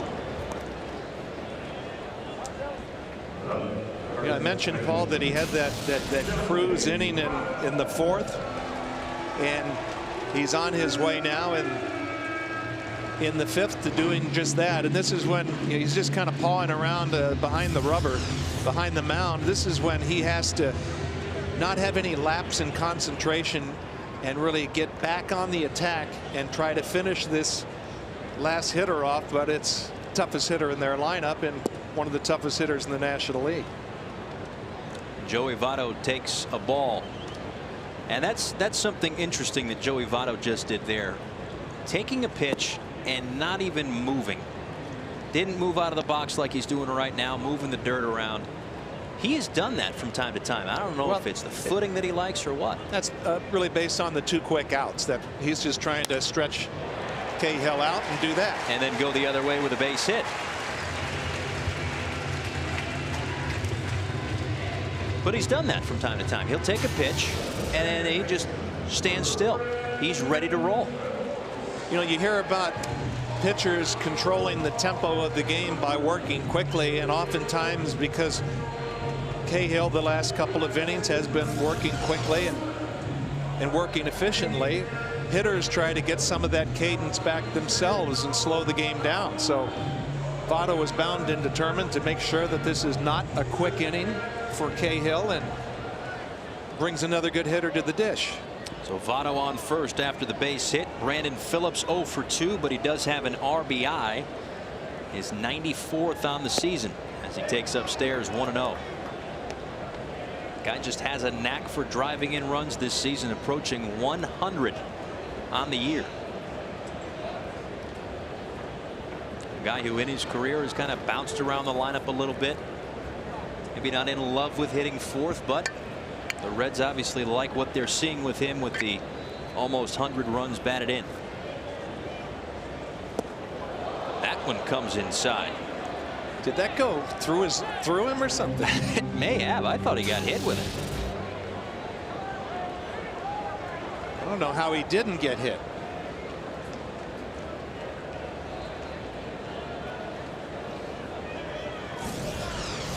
Now you're Brandon Phillips, and these aren't purpose pitches from Cahill. This is just with him being erratic. This is why it can be tough to hit a pitcher that's so. Votto is off. Wow. And he is out. Just banking on the fact that Cahill wasn't paying attention to him, but Cahill doesn't panic at all, spins around, throws to second, and Votto is done, as are the Reds here in the fifth. We're tied at 1.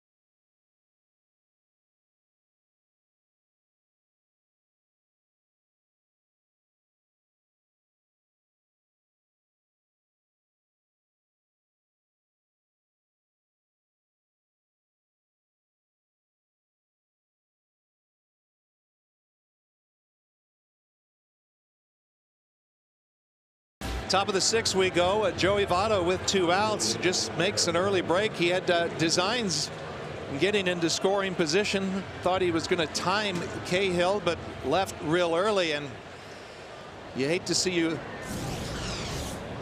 run yourself out of innings, especially with a run producer like Brandon Phillips at the dish. That means Phillips will lead off the bottom half of the 6th, but before we get there, it'll be Parra, Eaton, and Goldschmidt here in the top half of the 6th inning, as Matt Latos will face the top third of the Diamondbacks lineup. Tied up at 1, top of the 6th inning. Paul Severino and Joe McGrain here in Cincinnati as Latos drops in a breaking ball for strike 1. Last of a 4-game set between these two clubs. Playoff implications for sure. The Reds have taken 2 of the first 3 in this series. And if they could take 3 out of 4, it may not help the Diamondbacks playoff hopes at all, as the D-backs are 6 back right now in the wild card of Cincinnati for that 2nd spot, and 5 looks a lot better than 7 this time of year. Well, you're right. We said that right off the top, and I think it's important to hit on again. This is one of the more important games the Diamondbacks have played all year, needing to come out of this afternoon with a W.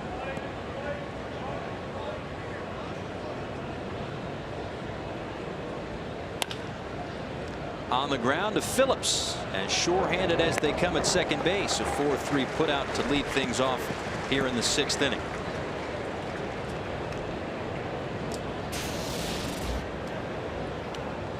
Perfect fundamentals, big league style.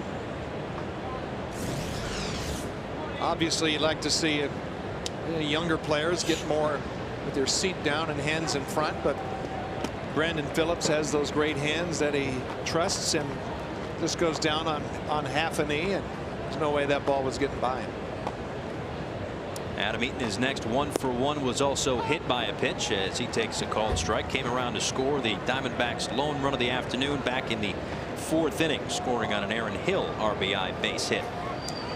When I was saying, just to finish that point, perfect fundamentals, big league style, having played with Ozzie Smith, he did a lot of things that, based on AstroTurf, and that you would not want to teach fundamentally, but his hands were so incredible that he wasn't always getting in front of the ball, and he just really trusted his hands and took those hands all the way to Cooperstown.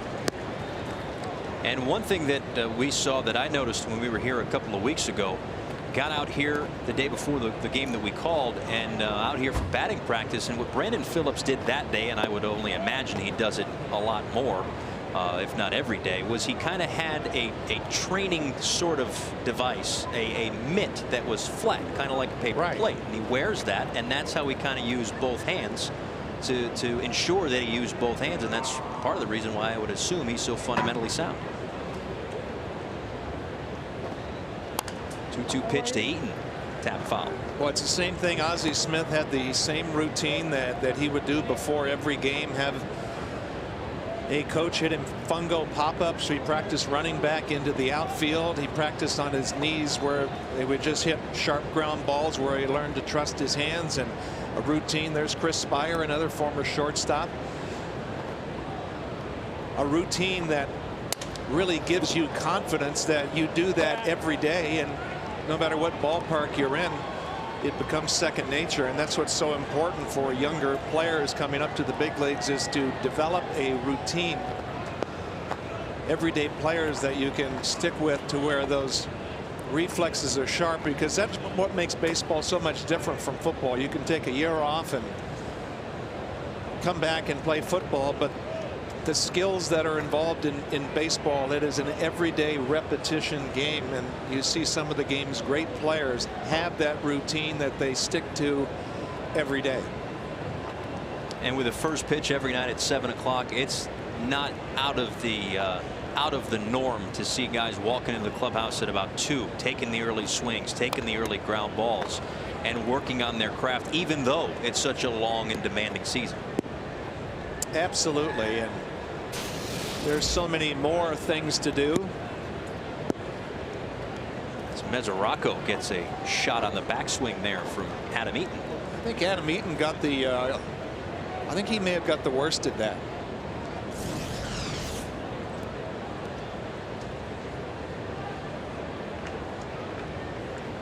Tools of ignorance. Catching equipment.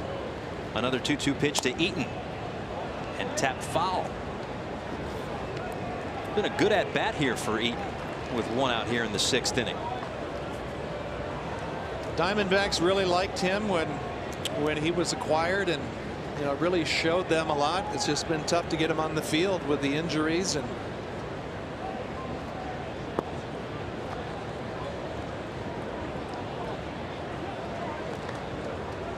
Latos, as you see, now up to 74 pitches on the day. We're in that interesting inning here for Matt Latos, as he surrenders a base hit in front of Ryan Ludwig to left field. A good at bat there for Adam Eaton, but an interesting inning here for Matt Latos. His ERA jumps from the 5th inning on, so here we are in the 6th, and he's been good to this point, and that hit just the 4th of the afternoon for the D-backs. Well, if I was Brian Price and Dusty Baker, I wouldn't be as concerned right now. You really like the way that he's throwing, attacking the strike zone, but some of the hitters that are coming to the dish right now makes you feel a little uneasy, because one swing and this guy's a game changer here. Grand slam 2 nights ago, providing a big chunk of the Diamondbacks offense when they won the second game of this 3-game set, and he finds a hole on the left side as Eaton will take a turnaround second but hang out there with the play in front of him. And there are 2 on and 1 out. Go back a couple of nights as Paul Goldschmidt facing J.J. Hoover, who hadn't given up a run in a long time. The runners on base were not property of Hoover, but the guy in the box certainly was.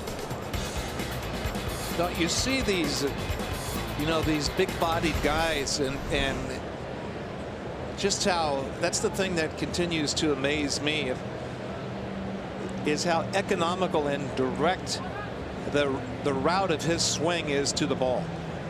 Just technically so sound, not a lot of moving parts. Normally those bigger guys have the longer swings where if you have good control, you almost want to pitch to them because they have more holes to exploit. That average for Paul Goldschmidt creeping ever so closer to 300 now after that hit. He's at 297, and it's an 0-1 count now to Martin Prado. He was 0 for 2 on the day. A couple of ground outs, one of which a double play that Zach Cozart took himself at short for a 6-6-3 double play. This is going to be a tough at bat for Latos.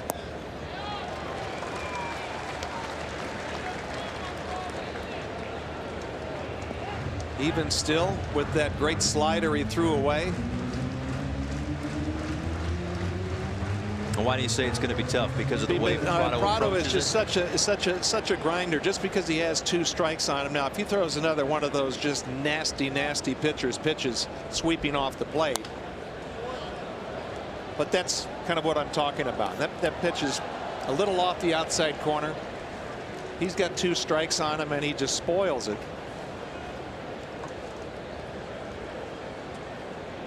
At this point in the ball game, it's just not the guy that you want to see up there because he is just such a grinder. Let's see if he snaps off another one of those sliders down and away.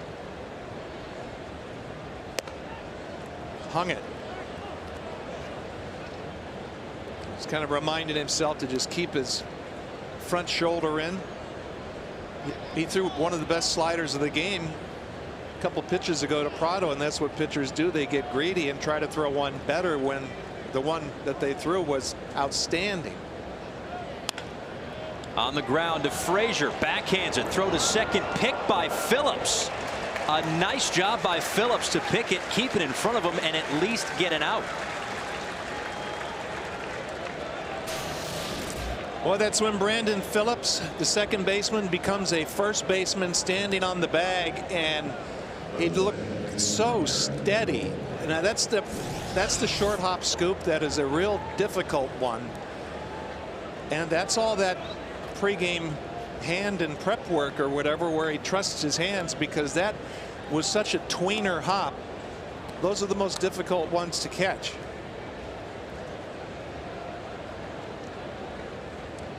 The runner on third is Adam Eaton on with a base hit, and Martin Prado on at first after that fielder's choice. So 2 on and 2 out for Aaron Hill, who's got the lone RBI. He hit a hot shot toward Todd Frazier back in the 4th inning. That went off the glove, was deflected, but ruled a hit and an RBI for Hill.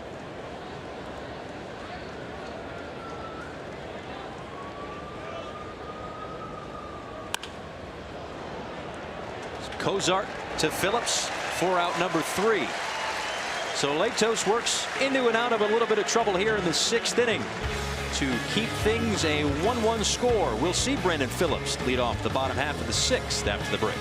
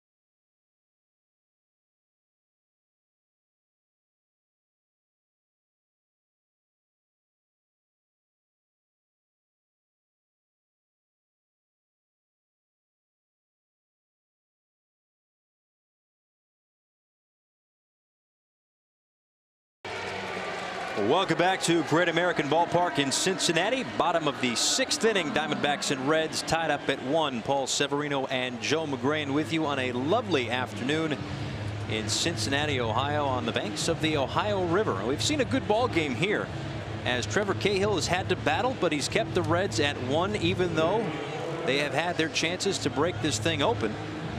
An important game for the Arizona Diamondbacks, staying in it heading to the bottom half of the 6th. That's the real challenge and the mark of a good pitcher, to be able to keep his team in it on a day where he doesn't have good stuff. He's been very inconsistent. He's had a couple of nice and easy innings, and then he's had a couple innings where, with a couple pitching coach visits, Gibby has been close to taking him out. He had double barrel action going in the bullpen a few innings ago, and he's kind of stabilized the game. But again, a challenging inning coming up. First pitch swinging for Brandon Phillips, and a flip to Trevor Cahill for out number 1. 1 out here in Cincinnati. We send it back to Alana Rizzo, who's got an update from Detroit.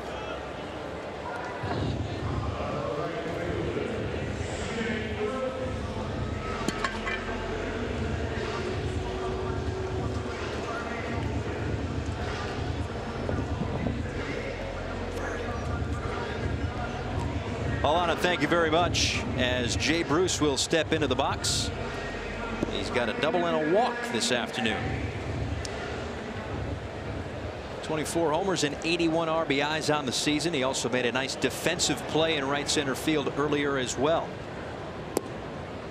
And he takes a called strike. So another not so great outing for Justin Verlander in Detroit. Hasn't been that dominant lockdown guy that we've seen the last couple of seasons. Yeah, he's really been in his head a lot. As Bruce sends this one high and deep to left center field, but there will be room for Eaton for out number 2. Go ahead, Joe. And I was not. It wasn't a rip. It was more of an observation. He's really been in his own head a lot this year, working on a lot of mechanical issues and saying he's watching a lot of video, and his delivery has been out of whack, and people say his velocity has been down. I think the velocity is still there, because when he does coordinate, talking Justin Verlander, his delivery, the high 90s come back. And and sometimes you get into bad habits, spinning off the ball, not getting behind it. And when he has good clean lines towards the plate, good direction, and his hand is behind the ball, it's a Cy Young MVP type quality. Of course, took home both of those awards a couple of years ago. Might be Max Scherzer's Cy Young this season, but that's a discussion for another day, as Ryan Ludwig swings through that one to count 1 ball and 1 strike. So now 5 pitches this inning, as Trevor Cahill again, at least to this point, making quick work of the Reds here in the 6th. Skies this one right center field. Converging is Eaton and Parra, and Eaton puts it away. So another quick inning for Trevor Cahill. Just those 2 innings that have driven up the pitch count. Otherwise, he's been stellar. We're tied at 1 going to the 7th.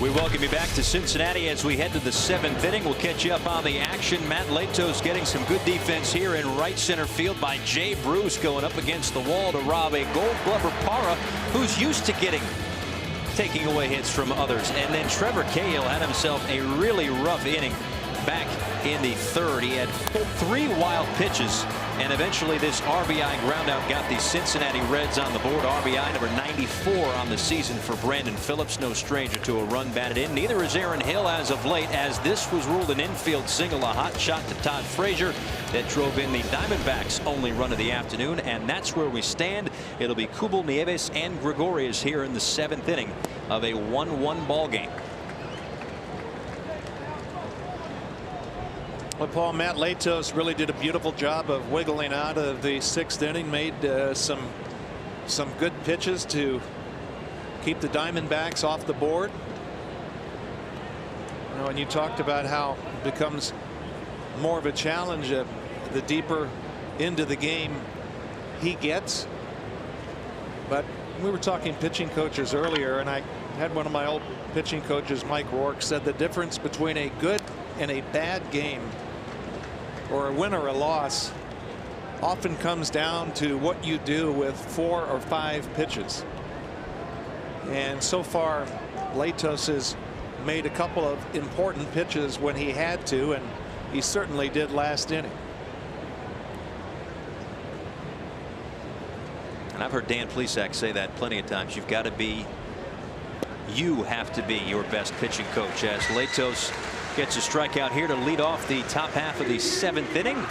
Let's check in with Alana Rizzo, who is standing by in our MLB Network studios in Secaucus, New Jersey. An update from Miami. Alana.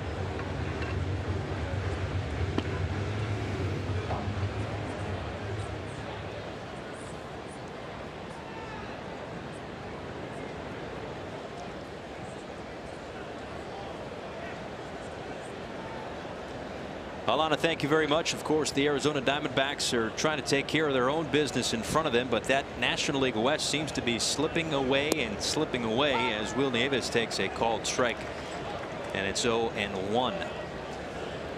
Well, right off the top, Paul, we were talking about that the path to the postseason, if there is one for the Diamondbacks, is through the wild card, not through the division, not through the NL West.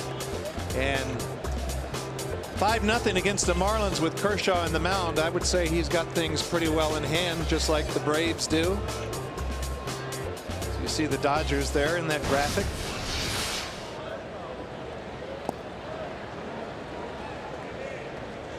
And what's interesting about the Arizona Diamondbacks is that they have not been playing horrible baseball. They've been, what we like to say, treading water for a good chunk of, let's say, the last 60 games or so. That's the same thing that the Red Sox did early in the season. Got off to a great start, just kind of played even Steven. Braves got off to a great start, played even Steven before they started to get really hot. The only problem with the Diamondbacks was that the team that was behind them was kind of like Diamondbacks are on a bike on the highway and the Dodgers are a Mack truck just driving right by them. Yeah, you're right, and that pitch just a little bit down. Couple of hops to Brandon Phillips. 4-3 put out for out number 2 here in the 7th. And you remember when everyone was talking when the Dodgers get the new ownership and all of a sudden instant team, they just completely turned their team around, and everyone out in LA thought, wow, going to the World Series. And it's not that difficult to bring a team together and have them play in a cohesive way in an instant manner like they are this year. And I think this year they're playing really to the capabilities of their talents. Greinke last night was just outstanding, and then you had to face Clayton Kershaw today and some of the other pitchers like Nolasco and Ryu that they have in their rotation. And I haven't even got to the lineup yet. right. Or the bullpen, which has been shored up as well. Kenley Jansen doing a terrific job at the back end there. So the Los Angeles Dodgers clicking on all cylinders for sure. And when you got a guy like Clayton Kershaw out there every 5th day, he'll make that club look even better. as Latos narrowly misses again. The count now 2 balls and 1 strike. And Don Mattingly saying Adrian Gonzalez is, the team MVP to this point. Gregorius slaps it the other way, but it hangs up for Ryan Ludwig. And we can stretch here at Great American Ballpark with the Diamondbacks and Reds tied up at 1.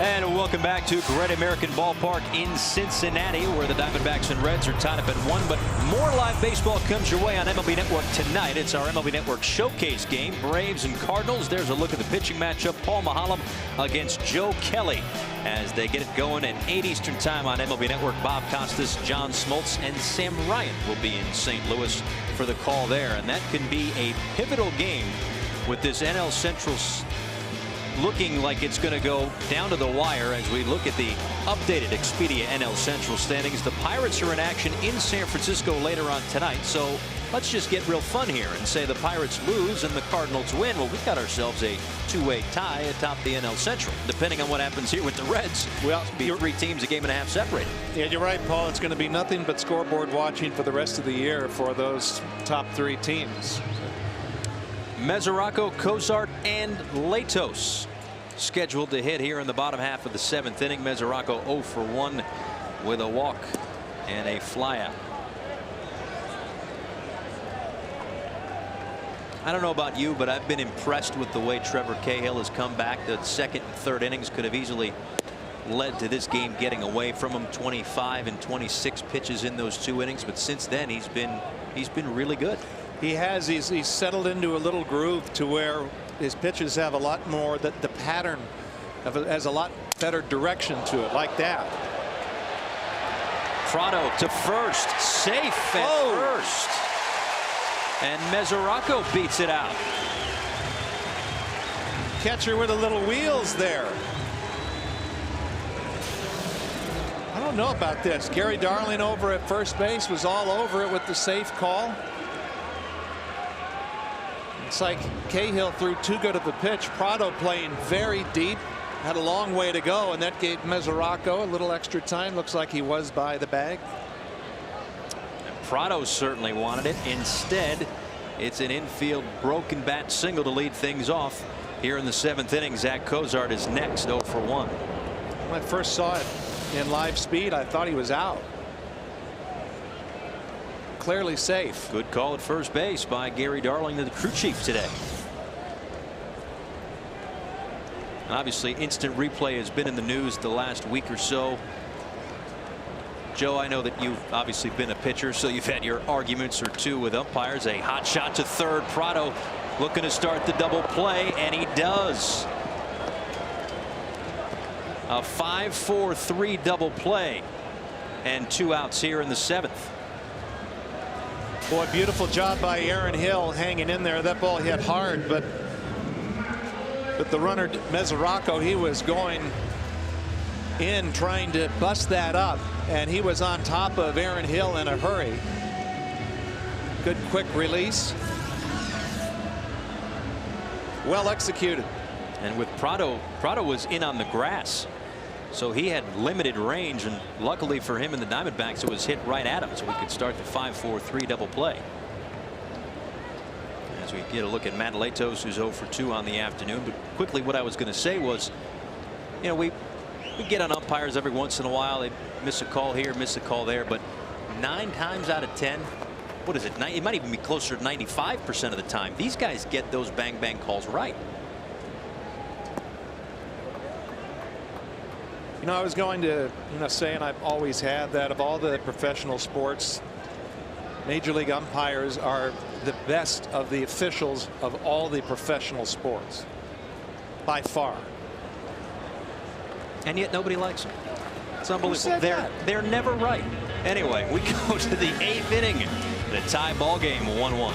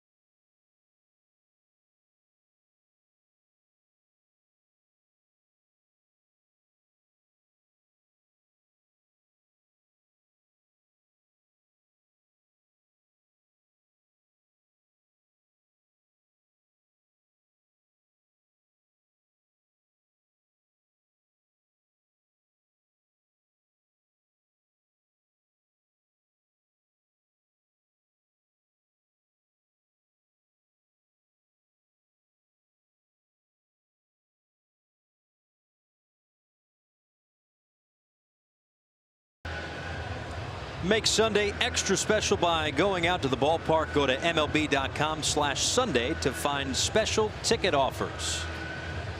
Can't think of a better way to spend an afternoon than at the ballpark.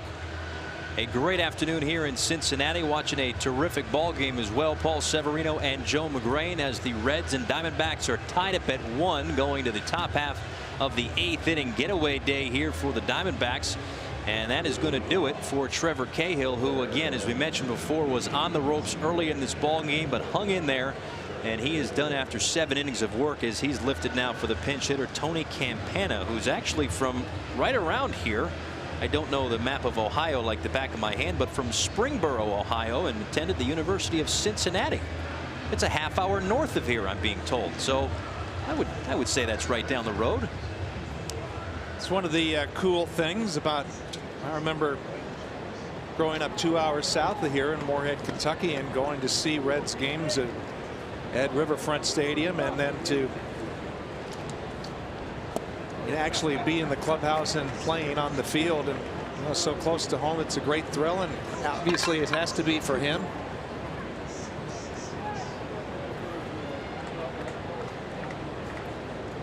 Campana has had 1 at bat in this series, 1 for 1 with a run scored.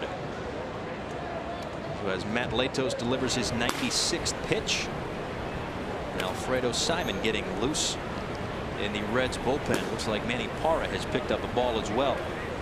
But this is exactly what these two clubs needed after last night. And even though Mike Leake gave the Reds 6 innings, They still had to dip 4 or 5 deep into that bullpen in Cincinnati. And again, every relief pitcher was used for Arizona last night in a 10-7 9-inning Reds victory. Well, good job by Trevor Cahill, because there were several parts in this ball game where Kirk Gibson was on the top step ready to make a move. He put the wheels back on, kept it at 1-1, and really finished strong. Had a couple of just cruising innings to finish. As Campana strikes out for out number 1 here in the 8th inning. And it wasn't like Cahill was getting knocked around either. He just couldn't find the strike zone.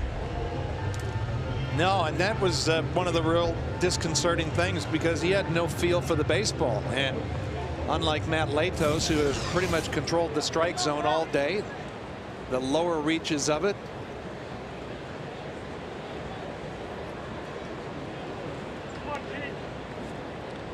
Bring up Gerardo Parra, who is 0 for 3 on the afternoon. Diamondbacks leadoff hitter this afternoon. Pitch number 100 here for Matt Latos is fouled back to the screen, 0-1. And with that 100th pitch, I was going to mention that I like Dusty Baker as a manager from a starting pitcher's perspective. If you've got good stuff and you've got it going on, he's going to let you go out there and keep pitching, where a lot of managers are immediately thinking about matching up and playing situational baseball after the 6th inning. And also the other aspect is he knows he needs innings today, and he's getting it. Looping liner, and on a hop to Votto, the flip over to Matt Latos for out number 2 here in the 8th in Cincinnati. An update in Detroit with Alana Rizzo.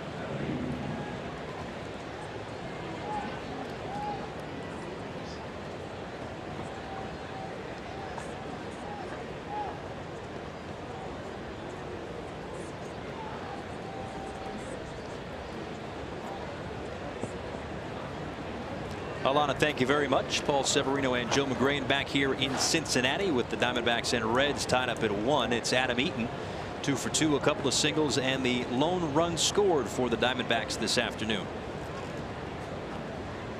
I think of Justin Verlander giving up 10 hits. That just sounds weird. Can't imagine it happens often, as Eaton sends a high fly ball to the track in left center field, but Chu runs it down for out number 3, and Latos is through 8. Diamondbacks and Reds knotted at 1.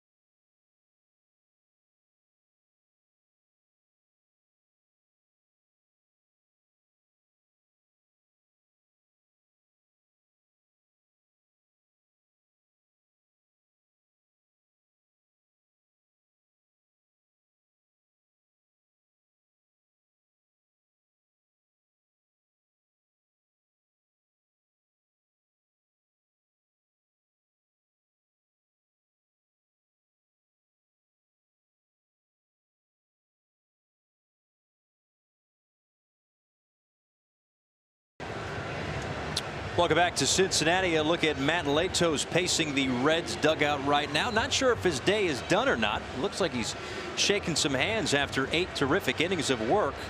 5 hits allowed, no walks, and 6 strikeouts as he disappears. So maybe that will be the case.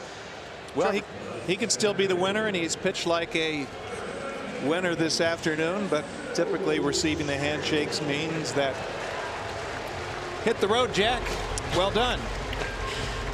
So there you go. As looks like Sam LeCure warming up in the Reds bullpen. There's a new pitcher for the Diamondbacks. It's Yuri De La Rosa taking over for Trevor Cahill, whose line obviously completed 7 innings, 4 hits, a run. It was earned. He walked 4 and struck out 7. As you look at what Yuri De La Rosa has done in a couple of stints with the Diamondbacks so far this season, a minuscule 1.29 ERA. He'll face the top of the Reds lineup 1, 2, and 3. Chu, Frazier, and Votto here in the bottom of the 8th. Well, young left-hander has got a good idea what he's doing, a good moving fastball, and one of those diminutive, which is a kind way of saying short guys. We got to look. We got to look up what his height is listed at. Is it one of those high school 5'9", 167? All right. Well, that sounds fair. It doesn't sound like one of those high school basketball programs that's all trumped up, you know. Right. Everybody's 3 inches taller. 6'8", yeah, something like that. Yeah. Now, he did pitch last night through an inning and got a strikeout. Last night was a night in which the Diamondbacks, as we mentioned before, used every bullpen arm that they had, and if they needed some extra innings, they were going to have to dip into some starters. But fortunately for them, well, I guess they probably would have rather gone to extra innings, had a chance to win it as opposed to lose it, but they did not have to do that and upset their rotation going forward. You know, we saw a guy on the hill, Latos, who's around 6'7", and grinding it out after his day is done after 8 innings of work, and a guy who's pitching for the Diamondbacks who's 5'9".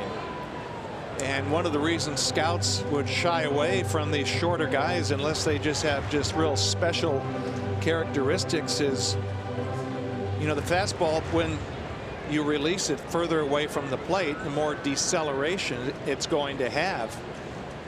A guy like De La Rosa is probably going to have 3 to 4 miles an hour of deceleration.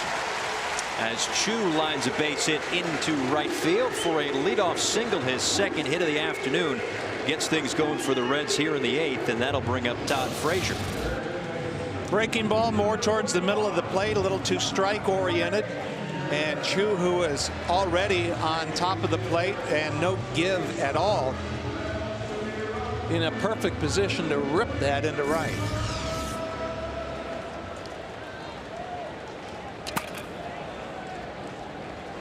Frazier 0 for 3, and he struck out this afternoon to check on Chu over at first. And what's going to be interesting as we kind of spin things forward to the 9th inning, or if there's a save situation in this ball game, I don't know. Didn't get a chance to discuss it with Dusty Baker before the game, but if Aroldis Chapman will be available, he worked last night a 6-out save, the first time in which he has worked a save situation of more than 3 outs all season long. Well, he is going to have to do that in September, and with those 13 games left with St. Louis and with Pittsburgh, it can't be just the clean 9th inning. And there's going to be, you know, times when you're going to have to get more out of the talented lefty. Frazier squares but pulls it back. And also last night, as we mentioned before, they also lost Jonathan Broxton, placed officially on the 15-day DL this morning before the ball game. So that bullpen, which got a little bit stronger a couple of weeks ago with Broxton, gets a little bit weaker with Broxton going back on the DL now. So that was one of the reasons why they may not have had to stretch out Chapman.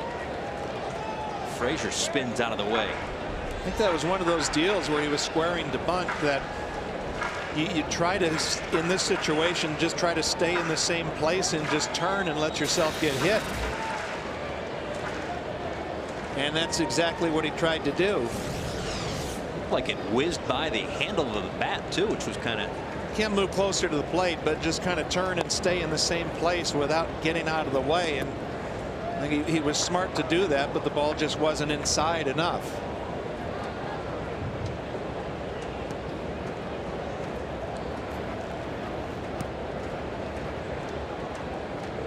See if Frazier squares again as the check on Chu gets away, and he will advance to second base as the throw from Goldschmidt a bit late. So that accomplishes what the bunt would have by moving Chu back into scoring position, or into scoring position. Yeah, I thought De La Rosa got a little greedy there, tried to go with that one of his better pickoff moves, and it was a borderline balk where he didn't step towards first base. You see, you could have easily called that a balk about breaking the 45 plane. Goes down as an E1 as Shin-Soo Choo moves into scoring position, and a 2-0 count here on Todd Frazier. And I think the way he's been swinging the bat, you'd still want to see him bunting again. Martin Prado in on the grass, grounds it to the left side. Prado has one play at first. He gets Frazier as Chu moves to third.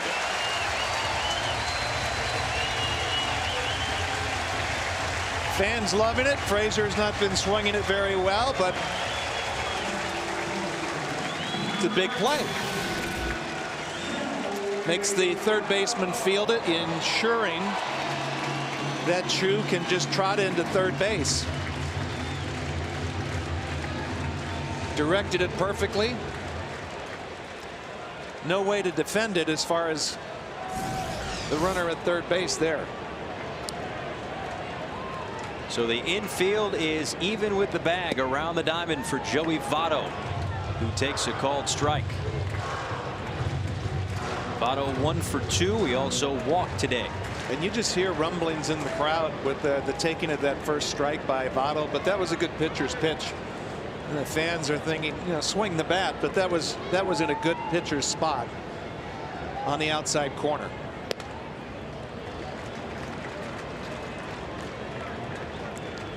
He's thinking nothing about the middle of the field.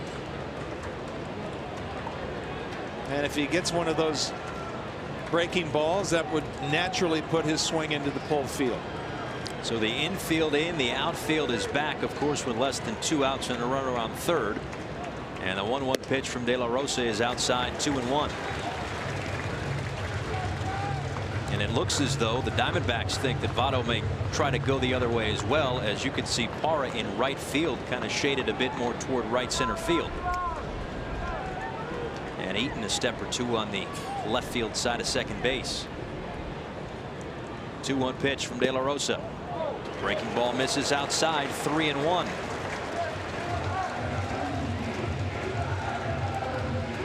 I wouldn't think it's the worst thing in the world if Joey Votto walks here. We'd move the infielders in the middle back and play for a double play.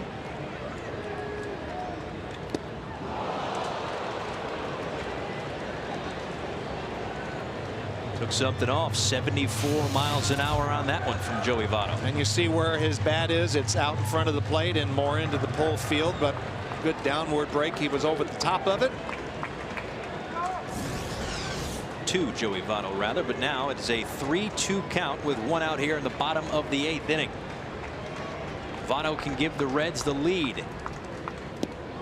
Ball gets away. Here comes Chu. And he's in there safely as the ball trickles back to the mound. Kirk Gibson has seen too many wild pitches this afternoon.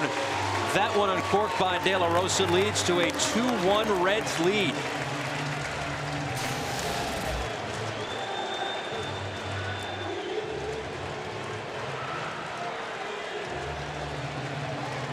You know, I don't know. That's just maybe me being a little nitpicky. It didn't seem like Nieves going back to get that ball was full bore, maybe just trying to be under control.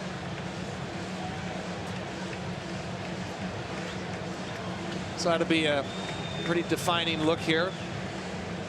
There's a little bit of jog in there that I don't know, I'm a little bit iffy about.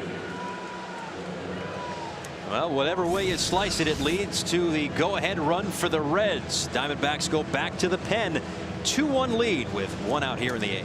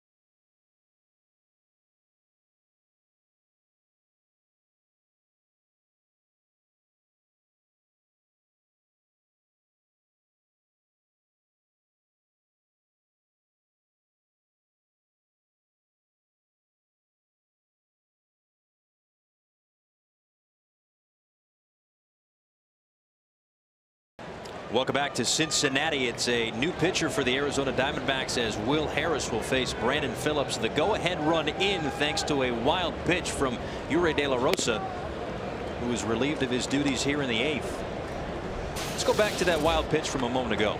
You know, there's a fine line between under control and having a sense of urgency, and I was just thinking that from Will Nieves that he would have tried to find an extra gear. He's getting a pretty good carom off the backstop.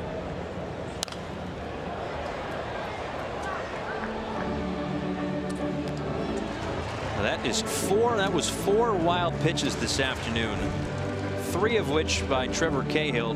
None of them came back to haunt him, really. But this one certainly does come back to haunt the Arizona Diamondbacks, and we've been talking about it throughout the day. They are pretty much facing a must-win game every single day, as they are 6 back of these Reds in the wild card race for that 2nd spot. And based on all of that, Paulie, I thought, given that situation, that would have seen Nieves really busted to get back to the backstop, because when you get that hard bounce or carom, you've still got a shot at the plate.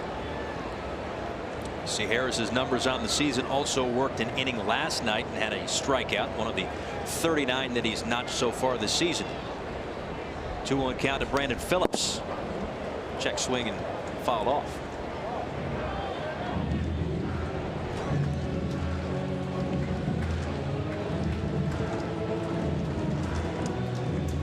Brandon Phillips, another RBI, now 94 on the season as he approaches 100 on the 2013 campaign. But an insurance run here would be huge.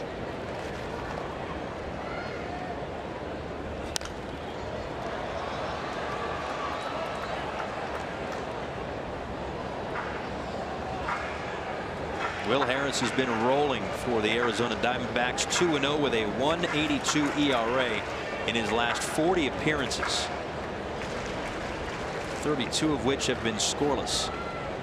As Matt Latos looks on, now in line for the win this afternoon after another solid performance from him. He's been terrific since the All-Star break. Phillips in the air, shallow right field. Aaron Hill goes back to put it away for out number 2. Yeah, Latos on a beautiful hot day, a great day to pitch, really grinding it out for Dusty Baker. 8 innings of 1-run ball, 7 innings of 2-run ball his last time out.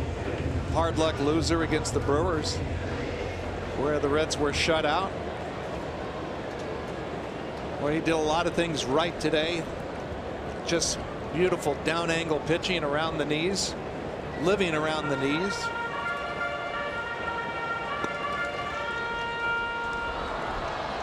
So with Jay Bruce up, it looks like the Arizona Diamondbacks implementing a shift where Aaron Hill moves into shallow right field. That's Martin Prado playing where the second baseman normally plays, and Didi Gregorius playing up the middle as a shortstop.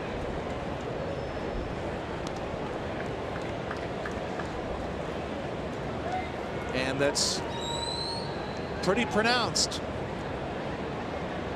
More so maybe because Goldschmidt's got to hold the runner.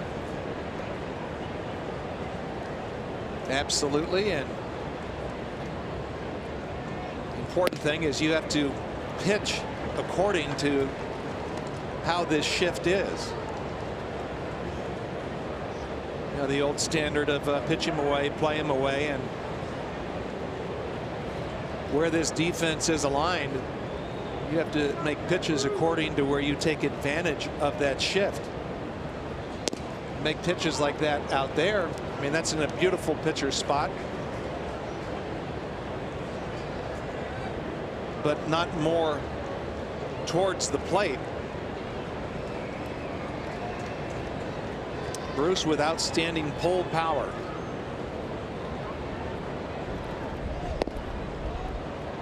Harris just misses outside, and the count now 3 balls and 1 strike. And you wonder before this at bat, as we take a look at this last pitch. That was a pretty good pitch, and originally thought that Nieves might have popped up a little too quick and but he appeared to stay in there pretty solidly. Beauty there.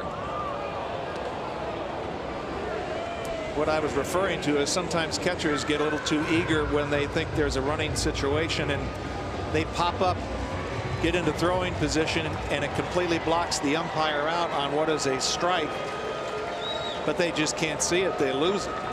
That's why you have to really stay with the pitch and then rely on your quickness. Goldschmidt plays behind Votto with a full count, 2 outs as Bruce down the left field line and into the seats. And what I was going to say was, just before this at bat, that guy right there, Didi Gregorius, came in to talk with the pitcher Will Harrison. I would presume it was to say, hey, by the way, we're going to shift, just to give everybody a heads up as to where the defense is playing. You see that with first baseman all the time. Hey, I'm going to hold the runner or I'm not. Just make sure the pitcher's not overly locked in with the batter, right? Yep. So again, Votto will be off with a 3-2 pitch from Harris to Bruce. Swing and a miss, strike 3. But the damage done on ball 4 to Joey Votto that got away from Will Nieves. The go-ahead run came in to score, and the Reds protect a 2-1 lead going to the ninth.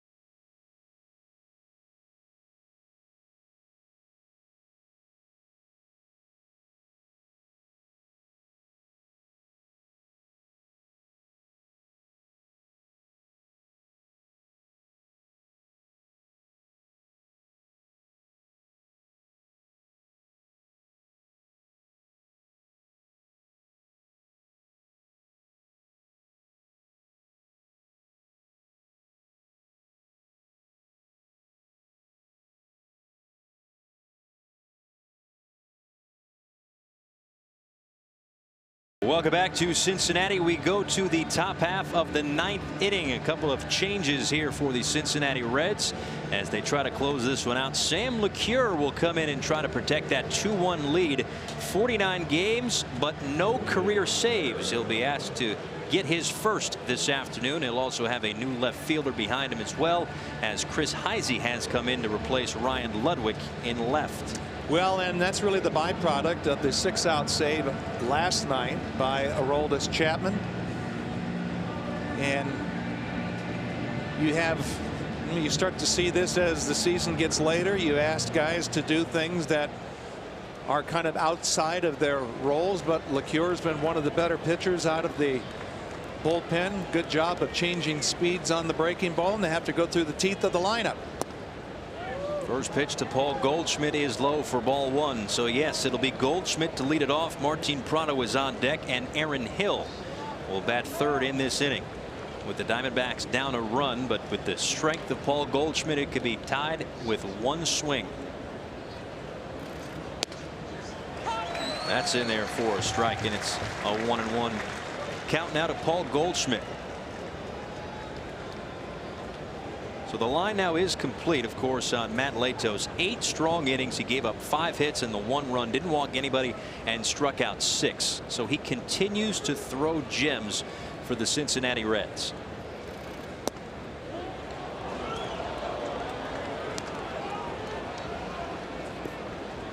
He's a pitcher to me that just looks like he's not a slave to his mechanics. He has a good feel for the baseball, just like he follows the catcher very well. A pitch maker.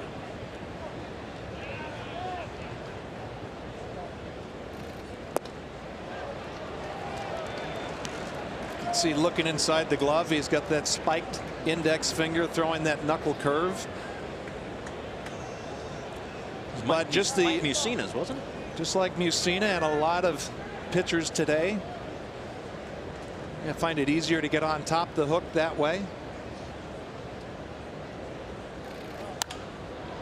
Shot the other way for a leadoff base hit off the bat of Paul Goldschmidt. So the Diamondbacks have their leadoff man on here in the ninth.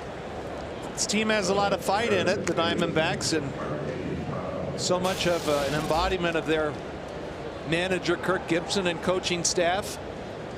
Goldschmidt showing the strength and the fact that his bat stays in the zone a long time.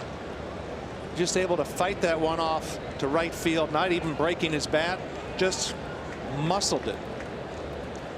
It's a shot at two pretty good first basemen over there at first right now, but it's up to Martin Prado to keep things moving here for the Diamondbacks in the ninth. Prado's 0 for 3.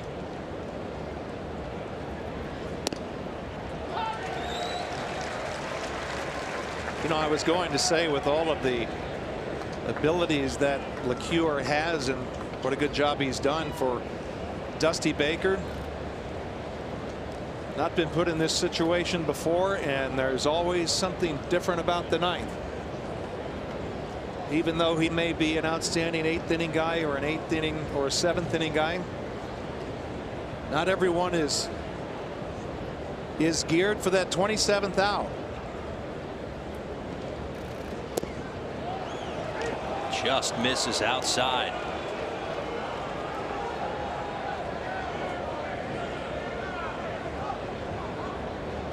No safety net, as I've heard you guys say time after time in the ninth inning, as there would be in the 8th. Also, the pitcher's approach, or the hitter's approach, that is a little bit different from the 8th to the 9th. Yeah, and I've also always thought that, you know, that 8th inning guy, you know, oftentimes has a much tougher job.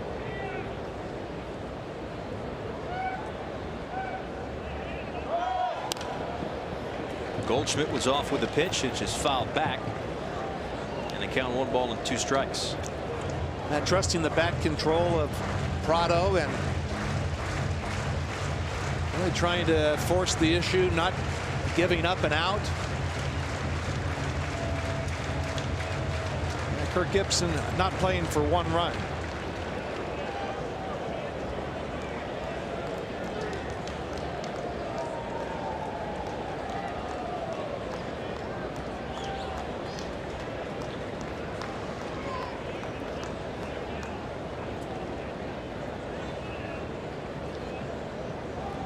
Three different Cincinnati Reds have saves this season. Obviously, Aroldis Chapman leading the way with 32. J.J. Hoover with 3 and Alfredo Simon with 1. A shot right to Joey Votto. They get 1 at second, back to first, not in time. But a heads-up play for Votto to get the lead runner and keep the double play in order now with 1 out in the 9th inning, and Aaron Hill due up. Well, the timing was just a little bit fractured with the high throw. And Joey Votto thinking about getting back to the bag, and this one sails on him with a little sidearm, and that's not an easy throw, as he was concerned about not hitting Goldschmidt in the back. There really wasn't much of a throwing lane for him based on where he was. So the best possible scenario obviously would have been 2, but to get the lead runner, that still worked out pretty well. And give credit to Cozart as well for keeping his foot on the bag.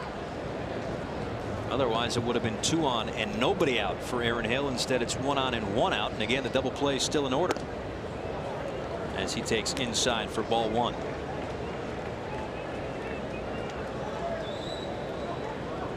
One for 3 with an RBI, as Aaron Hill has been hot as of late. Great line drive gap hitter. Bat stays in the zone a long time.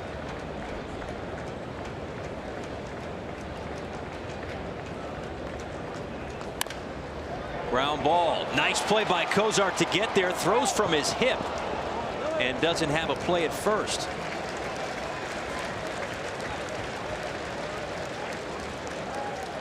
Tough to get much on that with the way that his body was kind of floating above the dirt.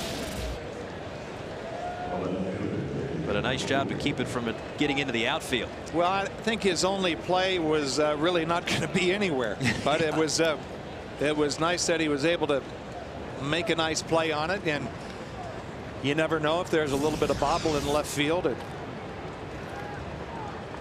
Prado could have went into third base.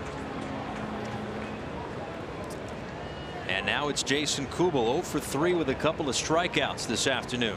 But these guys have a lot of fight.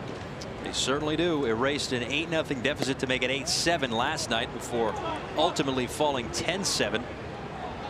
Scratching and clawing for runs this afternoon actually have been both teams with a 2-1 Reds lead here in the ninth. And LeCure is going to have to dig a little deeper. He's given up a couple of bolts here, a couple of squared up, barreled up balls in play. Much better.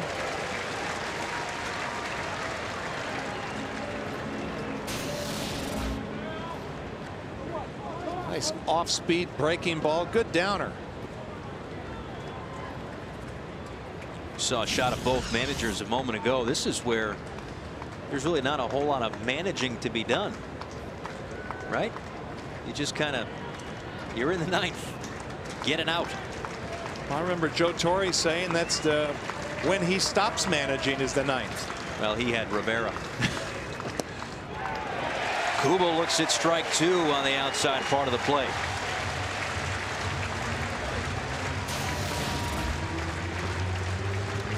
That's what I was talking about. This is a guy who follows the catcher very well. You saw the target, and when you see a target like that, you're not just looking at the mitt. Ideally, you're looking into the mitt, fine centering that target, thinking about where you want the ball to end up. 1 ball and 2 strikes to Kubel. Just misses inside as LeCure tried to pull that one back over the inside part of the plate. Last 2 pitches, he's doing a pretty good job of painting. And you see with just a little pull of the glove giving the indication that that ball just a little inside, and the umpire set up right over the inside corner.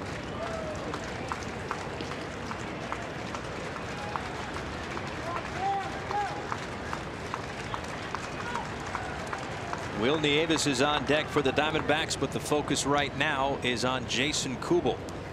Big pitch, and I think this is smart for Mesoraco to go out and talk about it. And you know, you can decide what you want to do, and may not even be necessary to put a sign down, but you don't want to go through the Rolodex of signs, because sometimes that puts doubt in a pitcher's mind about, is this the right pitch? Maybe so, maybe not. You want this pitch thrown with 100% commitment. I believe, or both of you guys believe, that it is the right pitch. And I would venture to guess that this is a spot here where a pitcher will also rely on his catcher, a guy like Mesoraco, who's been back there all day, because the pitcher knows the game plan on the hitter. But Mesoraco's seen Kubel swings all afternoon. Going with the breaking ball. And he just misses outside. The crowd wanted it, but that looked to be a few inches off the outside part of the plate. I don't think he tried to backdoor that. I think that just kind of frisbeed out of there a little bit.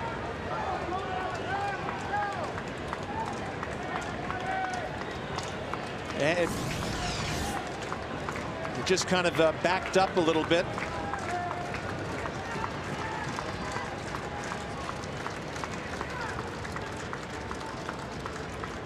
Runners stay put on the 3-2 as Kubel is rung up for the 3rd time this afternoon, and there's 2 outs in the ninth. It's not like it happened automatically, but it was a heck of a setup with a backup breaking ball on the off the outside corner to come back and perfectly dot the I and cross the T on the inside corner. And the Reds are 1 out away from taking 3 of these 4 games in this crucial series between the Diamondbacks and the Reds. Will Nieves, the last hope here for the D-backs with 2 outs in the 9th. And he looks at a called strike, 0-1. Nieves 0 for 3, a strikeout and a couple of groundouts, but perhaps the key moment in this ball game was, as you mentioned before, when Nieves didn't exactly bust it to get to that wild pitch that allowed the go-ahead run to score in the bottom of the 8th inning.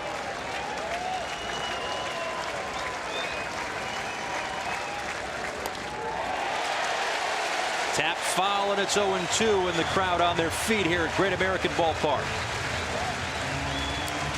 Well, everybody except that one fan that was refusing to stand up. Everybody else is. Everybody else of the 21,166. Now LeCure has to be thinking that he's not going to be throwing strikes, but he's going to be throwing pitches that look like strikes.